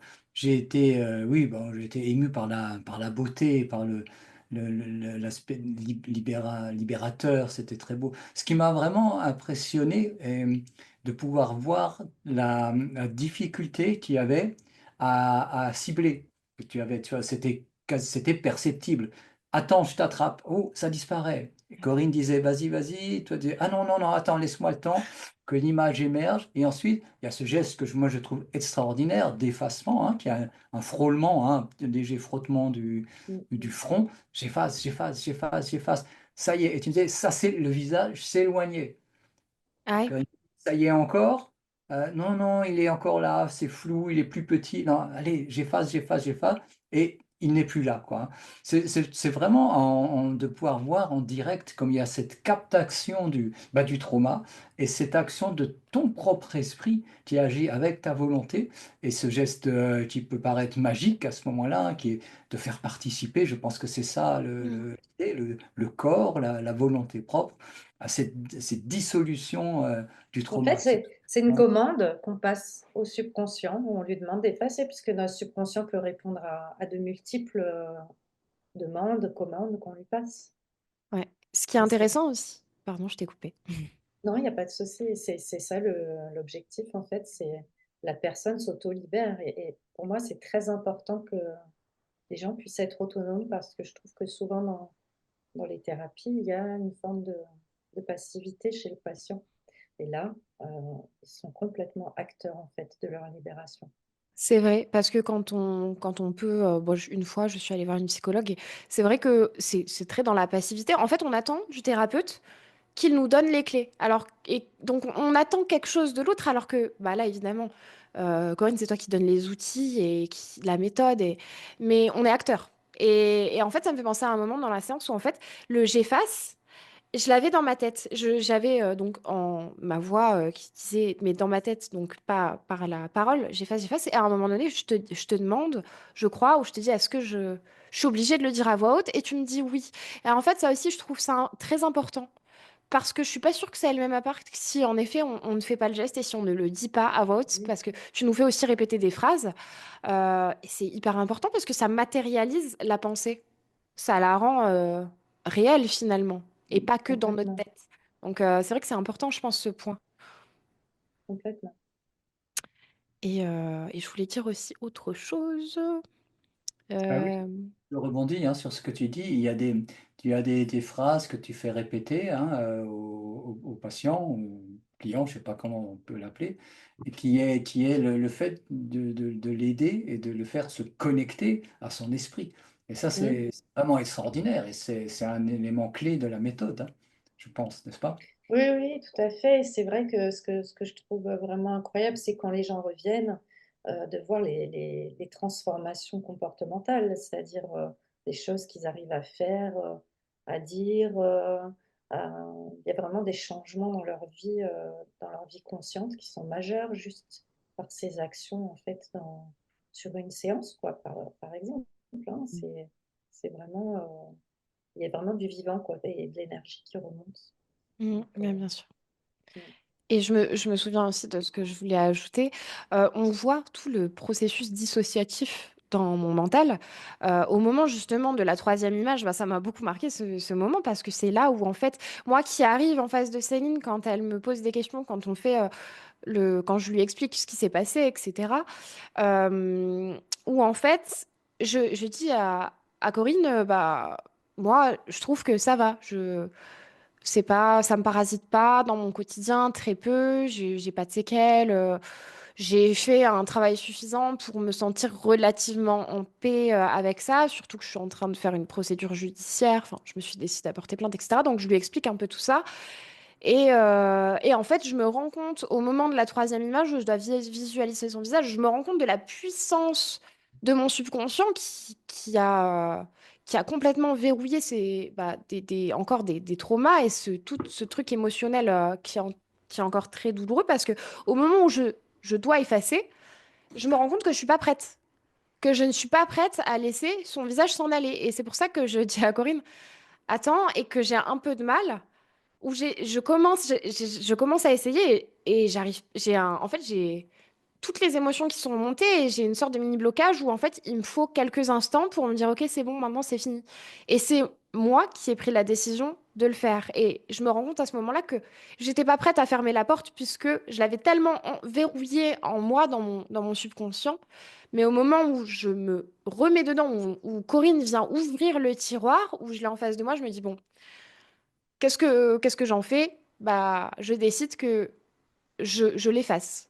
Et c'est très symbolique et important, cette chose d'effacement bah, sur un cas comme le mien, par exemple, où vraiment je décide moi-même que avec Corinne, on va l'effacer et que ensuite ça ira, quoi. Et c'est vrai que c'est instantané. Quand j'ouvre les yeux, c'est fini. Vraiment, c'est fini. Et Et aujourd'hui, les c'est effets? comment dans ta tête? C'est- Bah, écoutez, je vais parler des effets, ce que j'ai raconté à Roland et Corinne. Mhm. Au niveau de... Bon, j'ai pas de tabou à en parler, donc je me permets. Au niveau de ma vie sexuelle, moi, je n'avais jamais eu d'orgasme. Physiquement, j'avais jamais eu d'orgasme. Et très peu de temps après la séance, j'ai eu un orgasme pour la première fois de ma vie. Donc moi qui pensais que ce n'était pas lié à ça, que j'avais pas de trauma substantiel, enfin de blocage par rapport à ça, je me suis dit, bon, il doit y avoir une autre cause, peut-être que juste moi, physiologiquement parlant, ça ne fonctionne pas, je ne peux pas. En fait, je pense que la cause sous-jacente, c'était bien ce que j'ai subi quand j'étais plus petite. Je trouve la coïncidence assez folle, puisque, bah, en toute transparence, l'orgasme s'est passé le soir, donc le jour même de quand j'ai fait la séance avec Corinne. Donc, je trouve que la coïncidence est assez importante pour en être une. Donc voilà. Et sinon, bah, je me suis un peu testée, entre guillemets, sur les images qu'on avait sélectionnées. Et c'est vrai que je n'arrive pas à les... J'ai plus de prise sur... Par exemple, il y a un souvenir ou bref, je suis dans mon salon, etc. Je ne vais pas remettre les mots dessus, c'est un peu... voilà, vous pouvez aller voir sur la séance. Quand j'essaie de me focaliser sur cette image, enfin, je me rappelle du souvenir, du lieu, de comment ça s'est passé, etc. Mais je n'arrive plus à visualiser. Il n'y a plus d'image mentale de ce moment-là. Et surtout, il n'y a aucun... quand Corinne m'a demandé qu'est-ce que tu ressens, etc., en revoyant cette image, j'étais bah, du dégoût, de la tétanie, etc. Et en fait, là, ça n'existe plus puisque mon cerveau n'arrive plus à visualiser la scène. Donc, il y a plus de prise. Je sais que ça s'est passé, mais ça s'arrête là. Et tu avais une peur aussi de contacter ton avocate ou du stress. Est-ce que tu sens que c'est actif encore?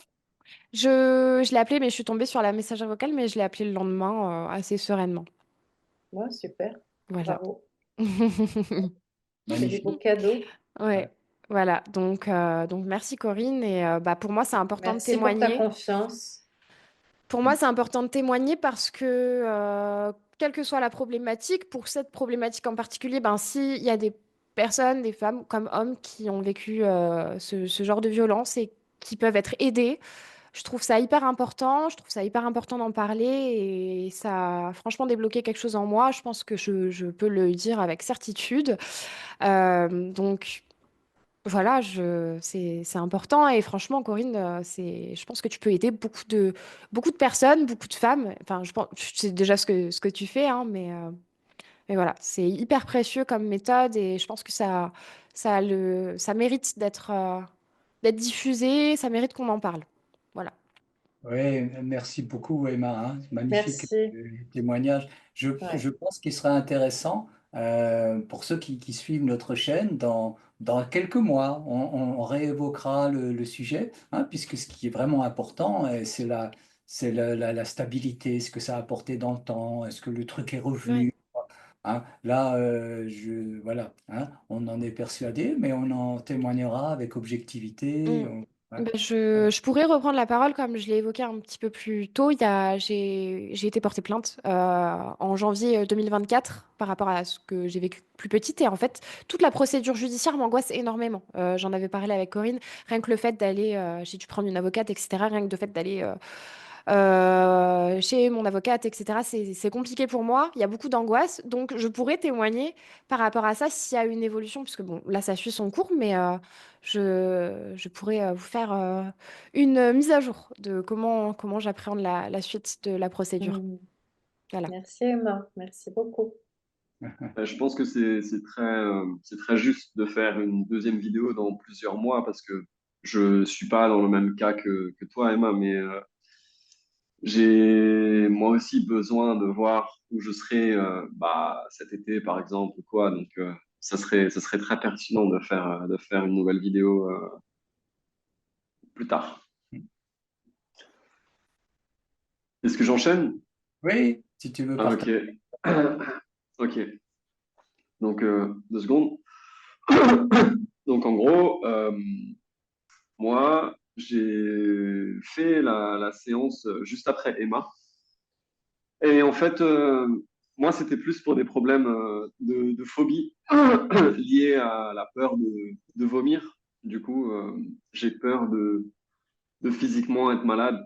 j'ai peur de vomir et il y a plein de petits trucs qui se sont déclenchés par la suite à cause de ça, euh, dont l'agoraphobie et du coup ne pas me sentir en sécurité au-delà d'une certaine zone. Donc en fait, on prend un compas, on trace 2 kilomètres et tout ce qui est en dehors de ça, bah, c'est pas bon pour moi. Donc ça me faisait à chaque fois revenir dans ma zone de sécurité ou que je considère comme étant ma zone de sécurité. Et en fait, c'est quelque chose que je vis depuis que je suis enfant. Donc, j'ai pas eu de version de moi sans problème. Donc, toute ma vie a été bâtie autour de mes problèmes. Je me suis adapté à mes problèmes et pas l'inverse. Donc, voilà, pour un peu faire le, Niveau alimentaire aussi, c'était très complexe, hein. Oui, niveau alimentaire, ben, comme j'ai dit, la peur de vomir, en fait, ça a déclenché plein d'autres trucs à côté. Donc, j'ai tout ce qui est lié au vomissement, au fait d'être malade. Donc, la nourriture, les maladies, tout ce qui est lié à ça, les crises de stress, de panique, de l'angoisse, l'anxiété, tout ce qui me donne des nausées physiques, des nausées psychologiques, voilà. C'est au niveau de la gorge, c'est des nausées, voilà. D'accord. Donc voilà, Par moi exemple, tu j'ai. n'étais pas Hmm. capable d'aller, tu pouvais pas aller au restaurant, hein, c'est ça, par exemple. Bon, Ouais, voilà, impossible, impossible. Ben, en fait, la problématique, hein, de ta vie, tu n'avais pas été, tu pouvais pas aller au restaurant, la en complexité, fait, euh, ce problème, quoi. ouais, en fait, dans ma vie, j'ai fait des trucs enfants. Voilà, j'ai 33 ans depuis que j'ai 5, 6, 7, 8 ans, quand ça a apparu à peu près. Bah, j'ai pas mangé en extérieur du tout. Enfin, même si c'était quelque chose à moi, quelque chose que je me préparais, quelque chose que mes parents me préparaient, je ne mangeais pas en extérieur. Donc, c'est au-delà du restaurant. C'est juste le fait de manger en extérieur. Il y a eu des phases dans ma vie où ensuite j'ai mangé en extérieur, mais c'était jamais très stable et c'était jamais, c'était plus des exploits, quoi. Donc, ouais, c'est des problèmes, des programmes, du coup, comme Corinne dit, qui sont très, très, très ancrés très profondément en moi.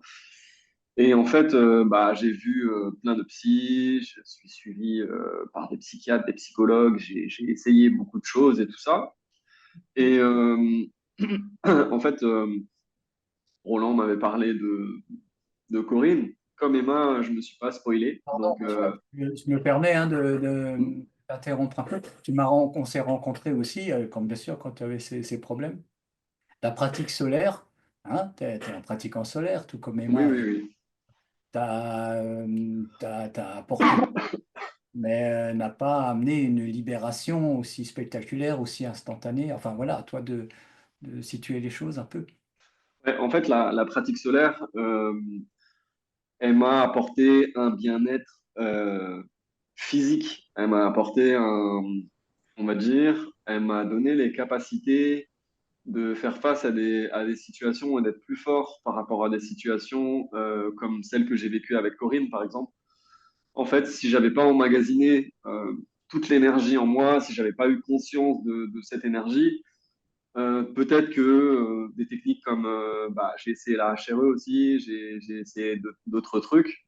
Peut-être que tout ça n'aurait pas eu le même impact sur moi et que je l'aurais pas, en tout cas, vécu pareil. Ça aurait été plus un truc transitoire, alors que là, c'est un truc qui est vraiment en moi. Et je pense que le fait de faire les guidances le mercredi avec vous, de recevoir des soins, ça m'a apporté, bah, comme on parle souvent dans la pratique solaire, il y a cette espèce de réservoir qui grossit, grandit, l'énergie solaire accumulée. C'est quelque chose qui a été fondamental pour moi dans la guérison, on va dire. Et en tout cas, le chemin que je suis en train d'entreprendre avec Corinne et des gens comme, par exemple, Céline aussi, qui a été très, très importante. Céline, dont on parlera bientôt. Voilà. Ouais, c'est ça, c'est ça. Mais en tout cas, par rapport à Corinne, alors, comme j'ai dit, comme Emma, je me suis pas spoilé. Donc, en fait, bah, je vous parle par téléphone souvent et tout. Donc, Vous m'aviez dit, voilà, elle vient le vendredi, le 14 février, c'est la Saint-Valentin, machin et tout. Et puis, elle a sa technique, du coup, hypno-coaching. Et elle a la bio-résonance. C'est ça, hein, Corinne? Oui. Voilà. Donc, en fait, moi, on m'avait parlé de la biorésonance et du coup, je me suis dit, oh, bah, cool, bah, tu nous expliqueras, hein. Je vulgarise, hein, vraiment ça, mais on m'a dit que c'est un espèce d'appareil et du coup, bah, je me suis pas trop, je me suis dit, bon, bah, ça peut être cool, ça peut être sympa, c'est des expériences. Voilà, moi, j'aime bien, je suis dans la recherche aussi, donc voilà, ça peut être sympa à expérimenter. Et en fait, ouais, Attends, juste que ce soit bien clair, ouais, Corinne est venue avec deux outils, quoi, hein. ouais, ouais, elle Euh, est venue avec deux outils. Ouais. Balance, qu'on a testé aussi, et puis Mhm. l'hypno-coaching process, hein. Voilà, Donc, c'est ça. voilà, là, On est cette sur interview, on l'hypno-coaching est process. centré sur l'hypno-coaching. Mm. Ouais, ouais, bien sûr, bien sûr. Mais moi, je vous dis que, genre, quand Oui, moi j'ai entendu parler de Ouais. Corinne la première fois, moi, c'était la biorésonance que j'avais en tête. Donc, en fait, quand je vois ensuite et on discute, je me dis, mais hein, elle est où la machine et tout? Enfin, qu'est-ce qui va se passer? Et du coup, bah, on parle et tout. Et je vois Emma qui s'assoit et j'assiste à la séance de Emma. Et je me dis, petit à petit, ok, donc ça n'a rien à voir. Et là, on est plus dans l'hypno-coaching process. Donc, je me dis, bon, ok, ça a l'air cool, ça me parle beaucoup, je vais voir. Donc, je vois le efface et tout. Enfin, je vois tout le truc. Et avant, moi, j'ai déjà fait de l'hypnose et tout dans ma vie. Donc, je me suis dit, ah, c'est peut-être un truc comme ça et tout. Bah, je vais voir. Je m'installe sur le siège. Et en fait, sur la vidéo, on peut voir que j'étais très stressé. Euh, je jouais avec mes lunettes, donc j'étais là, comme ça. Je me disais, bon, qu'est-ce qui se passe? Je, je, je, je buvais de l'eau, j'étais pas très à l'aise. Enfin, voilà, pour moi, c'était compliqué. J'avais un niveau de stress assez élevé. Et Corinne, tu l'as vu avant la séance, enfin, il a fallu une bonne dizaine de minutes par rapport à je m'assois à. Enfin, c'était compliqué pour moi de m'asseoir face à Corinne. Donc, je suis allé prendre l'air sur le balcon, j'ai bien respiré, j'attendais que mon niveau de stress. Plusieurs fois, j'ai même dit, ouais, on n'aura pas le temps de faire la séance et tout. Enfin, je voulais vraiment ne. J'étais pas en état de la faire. Donc, on fait la séance comme Emma.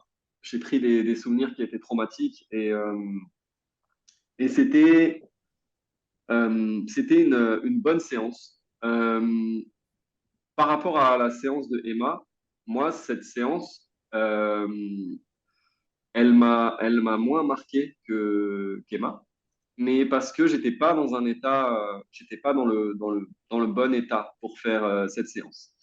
Et donc, du coup, comme on a eu ce premier contact avec Corinne, je lui ai dit, écoute, j'aimerais bien en refaire une par la suite, une quand je suis plus posé, parce que là, j'étais vraiment, j'étais que dans le mental et c'était très compliqué pour moi de me focus.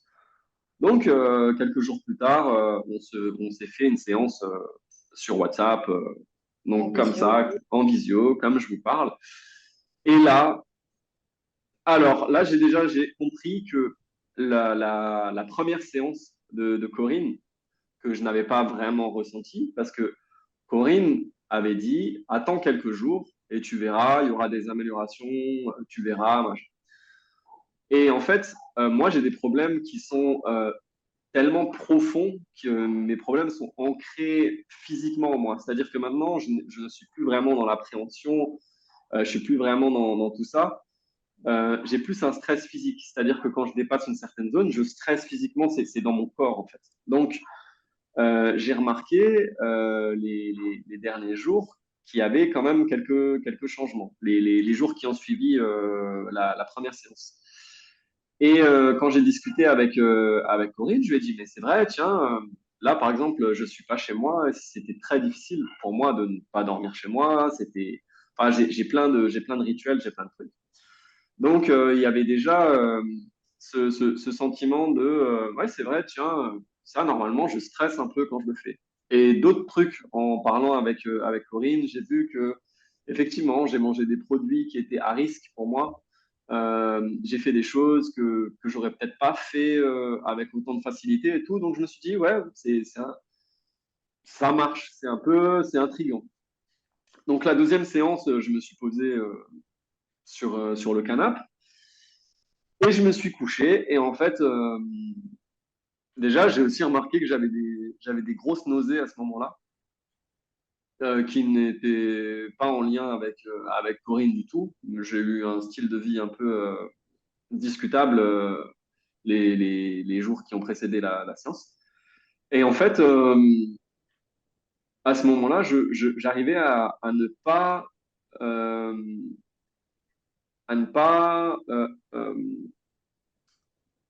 comment dire, d'habitude, mes nausées sont plus fortes parce que je les alimente et elles sont émotionnellement marquées. Envahissante, Ouais, voilà, envahissante, ouais. c'est ça. Et du coup, elles sont très pesantes pour moi. Alors que là, j'avais juste des nausées physiques bah, je me sens mal parce que j'ai eu une vie un peu bizarre les jours d'avant et j'ai fait certains abus. Donc voilà, je savais faire la différence et ça, c'était très compliqué pour moi avant, c'était même impossible. Donc, je me suis dit ça en m'allongeant et après, avec Corinne, bah, on a fait la séance et en fait, Corinne m'a dit, et c'est à ce moment-là que j'ai réalisé que j'avais plein de petits rituels. Donc, Corinne m'a dit, écoute, essaye de tout me... On va prendre chacun de tes rituels parce que chaque petit truc, ça peut redéclencher un autre truc qui peut redéclencher un autre truc et ça peut redevenir peut-être pas hors de contrôle, mais ça peut continuer de le maintenir en vie alors que le but, c'est de couper, tu disais le Le mille mille pattes, pattes. voilà, c'est de couper les pattes du mille pattes, quoi. Il faut le couper. Abattre la bête, comme tu dis aussi. Moi, j'aime bien. Et du coup, donc on fait cette séance. Et alors là, j'ai réussi à respirer convenablement parce que la première séance que j'ai fait avec toi, j'ai pas pu respirer convenablement à cause de mon Du stress dans ma stress, gorge. ouais, Ouais. ouais.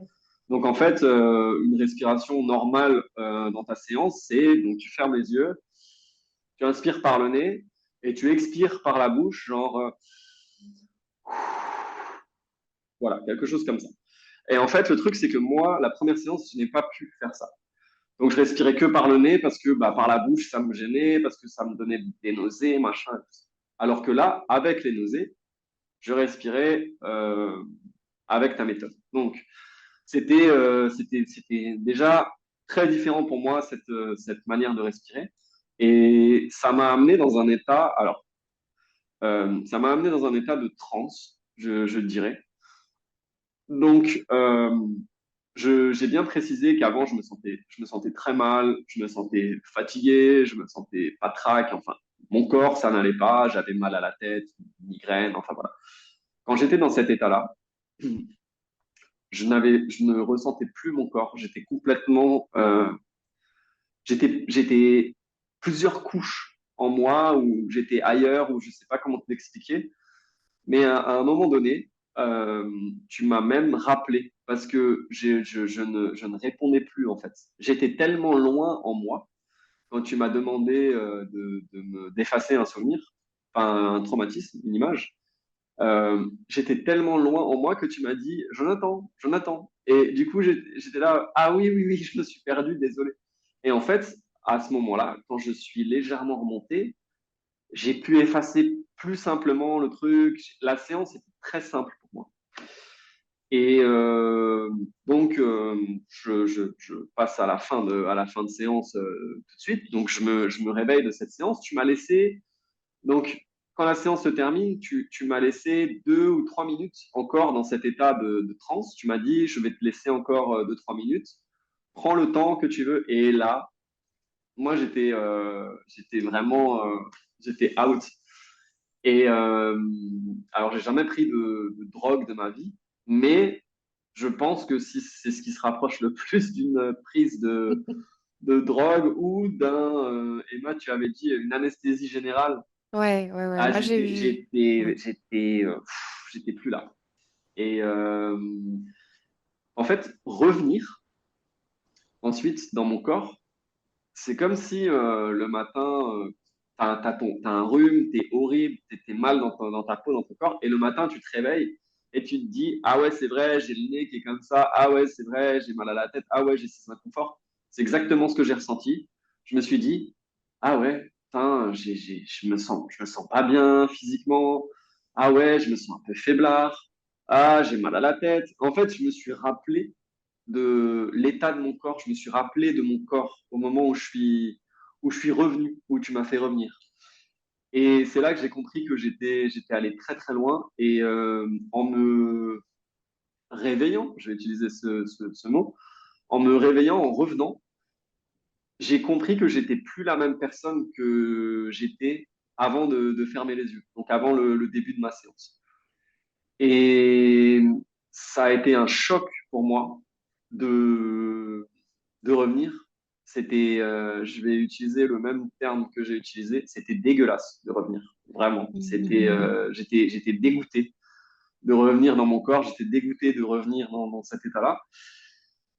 Et ouais, il fallait que, alors j'étais vraiment sonné.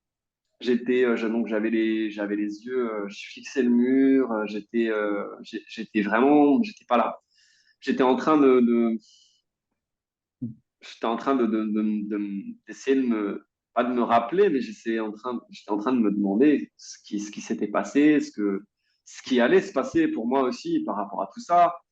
Est-ce que je ressentais des trucs dans mon corps? Est-ce que je ressentais des trucs dans ma tête? Est-ce que j'arrive à me souvenir des trucs que j'ai effacés? Enfin, j'étais dans un espèce de, j'étais en train de me tester, j'étais en train de me demander, tiens, pourquoi est-ce que je me sens comme ça? Qu'est-ce qui s'est passé en fait? Et tu m'as dit, dans 3 jours, attends 2, 3 jours, 4 jours, et tu verras, il y aura quelque chose. Euh, Teste-toi, mais vis normalement, enfin, fais pas des trucs pour te forcer ou pour les faire. Essaye juste si jamais tu sens que tu as envie de tester quelque chose, fais-le. Et tu m'as bien dit que les, l'envie prendra sur l'habitude de ne pas faire ces choses-là. Et alors, ce qui était assez drôle, c'est que moi, comme je l'ai expliqué en début de speech là, de témoignage, j'ai un stress en fait qui est tellement profond en moi qu'il est physique. Donc en fait, moi je m'attendais à avoir des résultats au niveau de mon mental, au niveau de ces choses-là. Et en fait, c'était le 3e jour. En fait, j'ai développé une gastrite. Donc j'ai constamment des nausées très fortes. J'ai de l'acide qui remonte, donc j'ai beaucoup de glaire. Je suis irrité, je tousse. Je fais beaucoup d'asthme. D'ailleurs, c'est pour ça avant que j'ai coupé la caméra parce que je suis allé me coucher un petit peu parce que je suis fatigué. Et en fait, moi, j'ai eu des retombées physiques. Et, et Corinne, qui est dans un suivi quand même actif des gens qu'elle aide, m'avait appelé samedi et m'avait demandé comment je me sentais. Et je lui avais dit justement que je me sentais pas très bien physiquement. Et je lui ai dit que ça me faisait vulgairement chier, mais que elle m'a dit que c'était en fait bien de le voir comme ça. C'était bien que je sois dans cet état-là parce que ça prouve que il y a quelque chose qui est en train de bouger en moi, qui est en train de bouger dans mon corps. Il y a le corps qui est en train de De se comme tu l'as reprogrammer. dit, il y a un manque. Tu l'as dit, il y a un manque. Quand tu enlèves ça, il y a un manque. Et mon corps n'a plus l'habitude de ne pas avoir cette angoisse, ces nausées, ce stress. Donc, je suis dans un état qui me met un peu physiquement, qui me rappelle un petit peu cet état que j'ai constamment. Et, et du coup, ce qui est drôle, c'est que quand tu m'appelles samedi, donc moi je te dis, écoute, ça va pas, je dois attendre lundi pour le médecin et tout, machin, et tu me dis, bah non, en fait, tu peux aller à une pharmacie de garde. Et moi, dans mes programmes, je me dis, bah non, je peux pas, je me sens mal, donc je peux pas sortir. Si je sors, je risque d'être mal. En plus, la seule pharmacie de garde, elle est à un endroit assez loin. là où j'ai fait une énorme crise, et c'était d'ailleurs celle que j'ai effacée pendant notre séance, je me suis dit non, non, je peux pas aller là-bas. Et en fait, en te disant ouais, je sais pas et tout, bah, en te disant tout ça, j'étais déjà en train de m'habiller et j'étais déjà en train de me dire bon, bah, j'y vais en fait parce que je me sens mal. Et tu m'as même accompagné dans l'oreillette pendant que je faisais le chemin. Je suis allé à un endroit où j'étais plus allé depuis longtemps, avec une envie de vomir énorme, je précise, et c'était pas psychologique, c'était vraiment physique. Hein. Je me sentais très mal. Et je suis allé chercher un médoc, bah, du coup, que j'ai jamais pris non plus. Et en fait, moi, quand je prends des nouveaux médocs, faut que je sois avec quelqu'un, faut que je sois rassuré, machin et tout. Et là, à ce moment-là, j'étais seul. Euh, c'était un peu, tout était nouveau pour moi. Et du coup, je suis allé dans un endroit où j'évitais d'aller pendant des années. Je suis allé chercher un médoc que j'aurais jamais pris avant. Et j'ai fait tout ça parce que dans un état où j'étais dans un état catastrophique pour moi, où je ne serais jamais sorti auparavant. Donc là, ça fait 5 jours, 6 jours qu'on a fait notre deuxième séance avec Corinne. Je peux certifier que il y a eu une avancée euh, significative dans mes problèmes et un changement de paradigme aussi par rapport À la croyance que j'ai euh, de pouvoir me sortir de ces problèmes. avant, je n'avais pas confiance en moi pour sortir de ces problèmes. J'avais toujours besoin de l'aide de quelqu'un en extérieur, que quelqu'un croie en moi à ma place.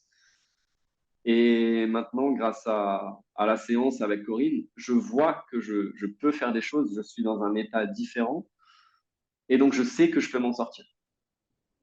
Grâce à des personnes comme Corinne, mais surtout grâce à moi aussi. Et Corinne m'a redonné en quelque sorte cette confiance que je n'avais plus. Euh, la confiance que j'avais face à cette espèce de voix mentale qui me disait non, en fait, ça, tu peux pas faire. Bah, si, en fait, je peux. Parce que j'ai prouvé que je pouvais le faire. Tous les jours, il se passe des choses. Euh, alors, moi, j'ai jamais eu une vie normale hein, par rapport à tout ça. Et en fait, tous les jours, actuellement, je suis en train de faire des choses que je n'avais jamais fait avant. Et maintenant, je fais ces choses-là tous les jours. Donc, pour moi, avoir une vie normale, c'était dur, c'était un effort. Et maintenant, ce n'est plus un effort. Et en fait, je demande pas des trucs impossibles et j'ai pas demandé des trucs impossibles à Corinne ou même à Roland, hein, qui m'aide aussi énormément. Mais je voulais juste ne pas être dans l'effort de vivre normalement. Et c'est quelque chose qui est en train de se passer actuellement. Et je vois dans mon corps, je vois dans ma vision des choses que tout est en train de changer, que mon monde est en train de changer, que c'est moins difficile de vivre. Et juste pour ça, en fait, c'était. Bah d'ailleurs, on a rendez-vous demain encore, Corinne. Donc, je pense que petit à petit, ça a créé quelque chose. Ça a créé des bases pour moi. C'est même pas des nouvelles bases parce que j'ai jamais vécu normalement, mais ça crée des bases. Donc, je suis en train de me découvrir et ouais, j'ai un peu dit tout à l'envers et tout. Enfin, c'était un peu, voilà. Mais en tout cas, il y a plein de choses qui arrivent en ce moment et ouais, ça coïncide avec enfin, ta rencontre, la première séance et surtout la deuxième dans mon cas, parce que la deuxième séance m'a permis de voir que la première a quand même eu une utilité énorme, même si je l'avais pas vue. Et en fait, le fait d'avoir une gastrite là et d'avoir eu une réaction physique, ça montre que le, le, enfin, ce que je voyais de moi, que les problèmes étaient physiques à un moment donné, tellement ils sont ancrés, ils sont devenus physiques, ça prouve que c'est en train de changer. Et je sens, enfin, je sens tout ça et voilà, et je suis sur la bonne voie, je pense, et voilà. C'est C'est très, magnifique. C'est très beau. merci. C'est Merci, très, Jonathan. C'est C'est très beau comme magnifique. témoignage, ouais. Mm. très C'est vraiment très enthousiasmant beau. pour nous tout autour qui te connaissons, qui voyons chaque chose nouvelle tous les jours. Moi, je disais, j'ai presque envie d'être à ta place parce que tu découvres à ton âge des choses qui, pour nous, on a tellement l'habitude de les faire et qui sont comme une véritable découverte et quelque chose de délicieux et tu peux savourer, tu savoures des choses. Voilà. Ouais, bah, par exemple, juste, je précise, Ouais. bah, j'ai jamais mangé au McDo avant il y a 2 semaines, quoi. J'ai jamais Maintenant, il me le mangé. reproche. Il me dit, Emma, à cause de toi, j'ai mangé un McDonald's. Ouais, c'est vrai. Ah oui, mais J'avais c'est la jamais mangé au découverte. resto. Enfin, j'avais jamais mangé un poulet rôti du marché. Et maintenant, je veux que ça presque. Donc, il y a Ouais. plein de choses nouvelles et ouais, c'est une découverte, comme vous dites. Roland, je disais aussi à Emma des fois, parce que Emma me dit, ah, on devrait faire ci, on devrait faire ça. Et je lui ai dit que je suis en train d'apprendre à marcher, donc je ne vais pas courir tout de suite. Mais donc, voilà, c'est un Ouais. processus qui est en train de se mettre en place.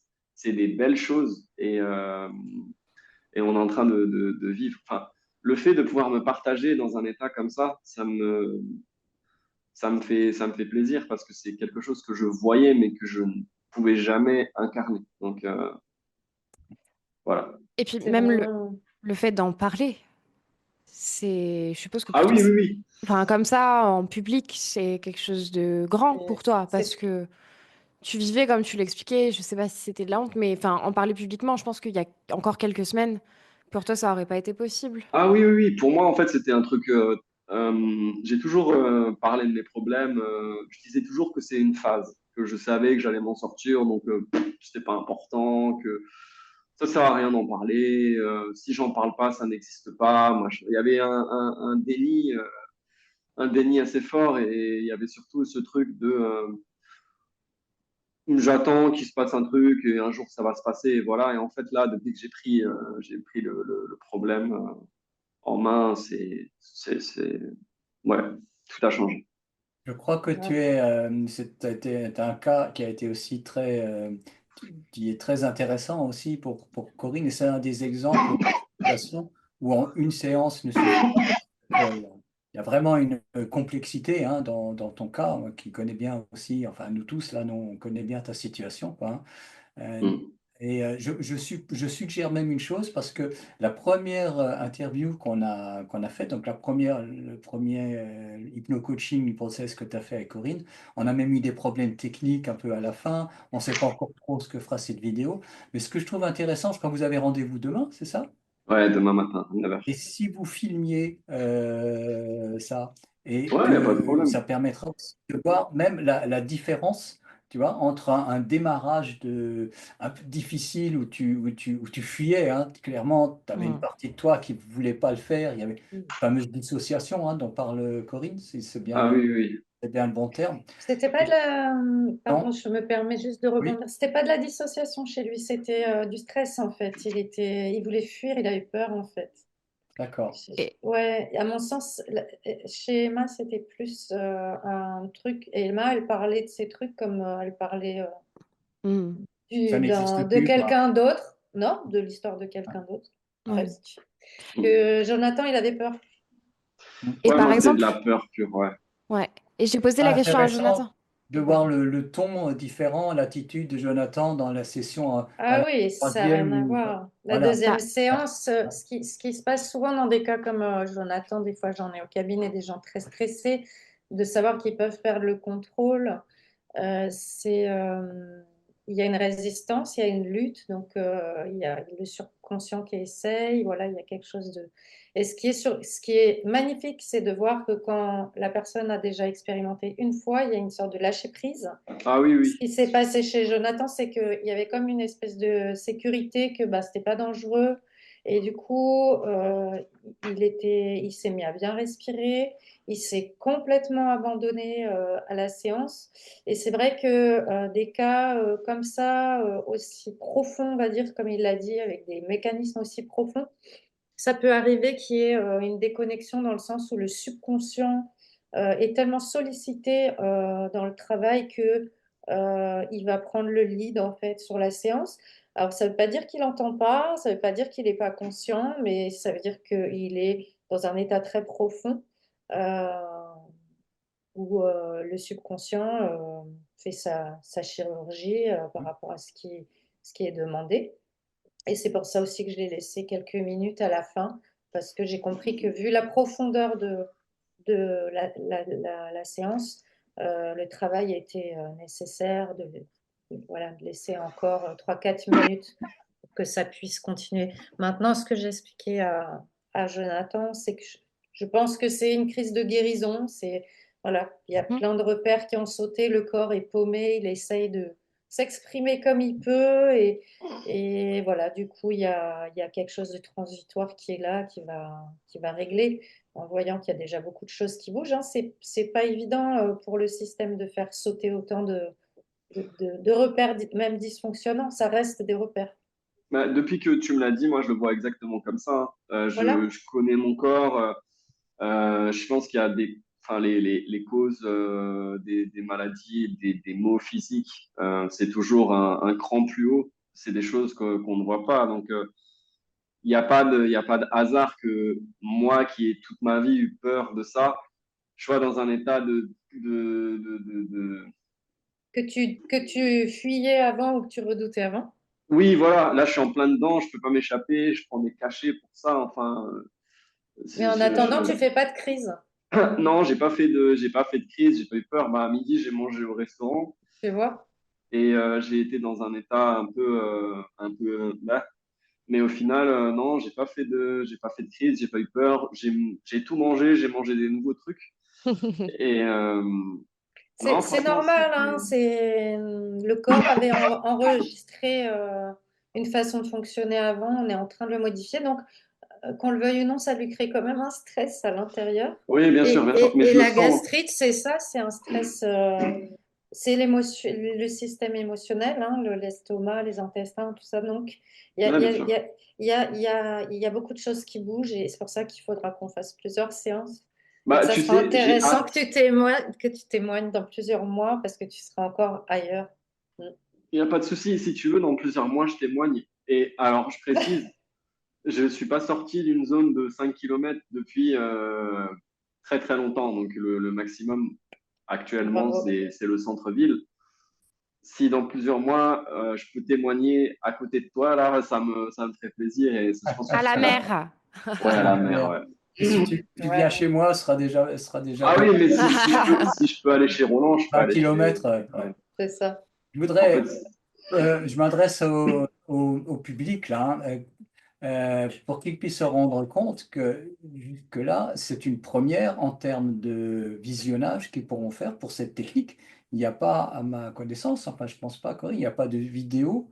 En tout cas, toi, tu n'as rien fait qui permette de voir tout ce processus, quoi. Non, c'est la Alors, première fois. ouais, donc voilà, Mais nous, on t'encourage à pouvoir enregistrer pour les personnes qui le désireront voilà, comme ça se fait pour les Mm. chirurgiens, par exemple, de manière à ce qu'ils puissent voir. Moi, ce que je voudrais dire, c'est que là, il y a eu deux cas quand même avec des difficultés diverses et une Oui. certaine longueur. Hein. Emma, elle était dans une forme de déni, hein, on peut dire, où du coup, il fallait détricoter les choses. Pour Jonathan, ça a même été encore plus complexe et a nécessité plusieurs séances. Mais moi, j'ai vu donc chez moi, il y avait donc c'était avec Trois trois autres personnes. personnes Mm. et ça a été une personne qui avait affaire donc une jeune une jeune fille de 16 ans je crois où il y avait une problématique de suicide de sa mère. Il y avait un traumatisme très fort. Il y a eu deux autres cas liés aussi à des deuils et, là, il y avait, ces personnes étaient conscientes de leur trauma parce qu'il était très actif et ça a été beaucoup, ça a été plus rapide aussi en termes juste de temps, hein. Je pense que c'est intéressant parce que la rapidité de la technique est aussi quelque chose d'intéressant, quoi. Complètement, tout à fait. Donc, qu'est-ce que je voulais vous dire encore? Je voulais dire quelque chose. Après, ce que je tiens à souligner quand même, c'est quand même la rapidité de compréhension de Corinne. Par exemple, les problématiques de Jonathan, c'est quand même presque un écosystème qui est assez complexe, avec des mécaniques qui se répondent, avec des ramifications vraiment assez étendues. Corinne, en 3 minutes, avait compris la globalité des tenants aboutissants. Dans mon cas, c'est pareil. Elle a eu cette vivacité d'esprit, et son sens de l'écoute lui permet d'aller chercher là où il faut aller chercher de manière très rapide, en discutant avec nous, dans la manière dont elle pose ses questions. Et les questions qu'elle pose, j'ai trouvé ça très pertinent. Et je tenais quand même à le souligner. Ça fera 50 euros, Corinne, mais mais non, mais c'est vrai, quoi. Moi, Ouais. j'ai été assez bluffée par les facultés, on va dire, mentales, et d'écoute, et de compréhension, et de réaction de Corinne, parce que ça aide vachement, quoi. C'est Je, pas juste une je, méthode qui est appliquée, il y a aussi Bien toute sûr. l'empathie et l'écoute, et tout le côté humain de Corinne, qui est une personne Ça va très plus loin que bienveillante. ça. C'est... C'est-à-dire que Corinne est capable aussi d'élever son niveau vibratoire. Elle se met au niveau du soleil de l'esprit, hein. Ceux qui connaissent la pratique solaire un peu calquiésée, et avec une ouverture à des intuitions. Corinne, ouais, tu m'as épaté. Parce que moi, j'étais Ouais. là, j'étais à fond. Et puis, bon sang, à un moment donné, tu poses la question qui tue, Ah ouais. qui a permis de révéler hein, un renard, là. Et c'était extraordinaire. Donc il y a vraiment quelque chose là qui est très Mhm. intéressant. Bien sûr, toutes les études, tout ton passé, toutes tes connaissances sur le plan biologique, sur tes processus, ça aide beaucoup quoi, hein, pour identifier. Mais il y a la suite de ça. ouais, je précise, les affirmations sont très précises. En fait, je prends le cas de Emma. Donc Emma lui dit un paquet de trucs et tout. Et après, Corinne lui demande, je me permets de le dire, Emma, Ah c'est oui, OK? oui, tu peux, oui, oui. OK. Donc, du coup, Corinne lui dit, mais en fait, du coup, tu as peur des hommes. Et en fait, Emma n'avait pas du tout souligné ce problème. Alors que c'est probablement une des bases aussi des, des problèmes de Emma, on va dire. Et je parle pas pour toi, hein, je dis juste que moi j'ai vu sur le coup Emma. Et en fait, le fait qu'elle dise ça, ça a souligné d'autres trucs et du coup, ça a amené vers d'autres trucs. Et Oui, j'ai trouvé ça très intéressant, le fait que Corinne, justement, en lui disant certaines choses, va pas prendre les symptômes, mais va plutôt aller vraiment à la racine. Et moi, j'en ai aussi fait l'expérience avec elle par rapport à d'autres trucs, mais ouais, c'était très, très intéressant. Et les affirmations sont très intéressantes aussi. Il y a eu des choses plus spectaculaires que cette affirmation de la peur des hommes qu'on peut comprendre avec le viol. Il y a eu des choses extrêmement pointues avec oui. des questions qui pouvaient presque paraître, enfin, non pas hors contexte, mais et qui ont été révélatrices. Bon, on laisse les personnes découvrir Ouais. Mais les après, révélations. malheureusement, on n'a pas filmé l'avant-séance, justement, où on a cet échange avec Corinne. Ça aurait pu être intéressant. Mais il y a vraiment... En fait, elle m'a posé des questions que moi-même, qui est vraiment... je vais avoir 27 ans dans 15 jours. Ça s'est passé à mes 10 ans. Donc, il y a quand même 17 ans qui se sont passés, où j'ai pu m'interroger sur les tenants, les aboutissants, les répercussions que ça a eu sur ma vie, sur mon mental, etc. Et Corinne est arrivée et m'a posé des questions que moi-même, je ne m'étais jamais posées. Par exemple, quand on discutait de tout ça, je ne sais plus exactement la question que tu m'as posée, Corinne, mais j'en viens à te dire, bah, je pense qu'aujourd'hui, la plus grande peur que j'aurais, ça serait que ça arrive plus tard à ma fille si j'ai des enfants. Et on est allé sur des sujets un peu comme ça, mais du coup, ben, les hommes, pour toi, ça représente une menace. Et donc, je lui dis que, bah, oui, d'une certaine manière. Enfin, il y a tout un échange où bah, Corinne vient et creuse et fait son petit chemin dans notre tête pour essayer de trouver un peu enfin, en moi, ce qui subsiste de ce qui s'est passé quand j'étais petite. Donc c'est hyper intéressant, et c'est comme ça que la séance peut être aussi efficace. Ouais, dans mon cas,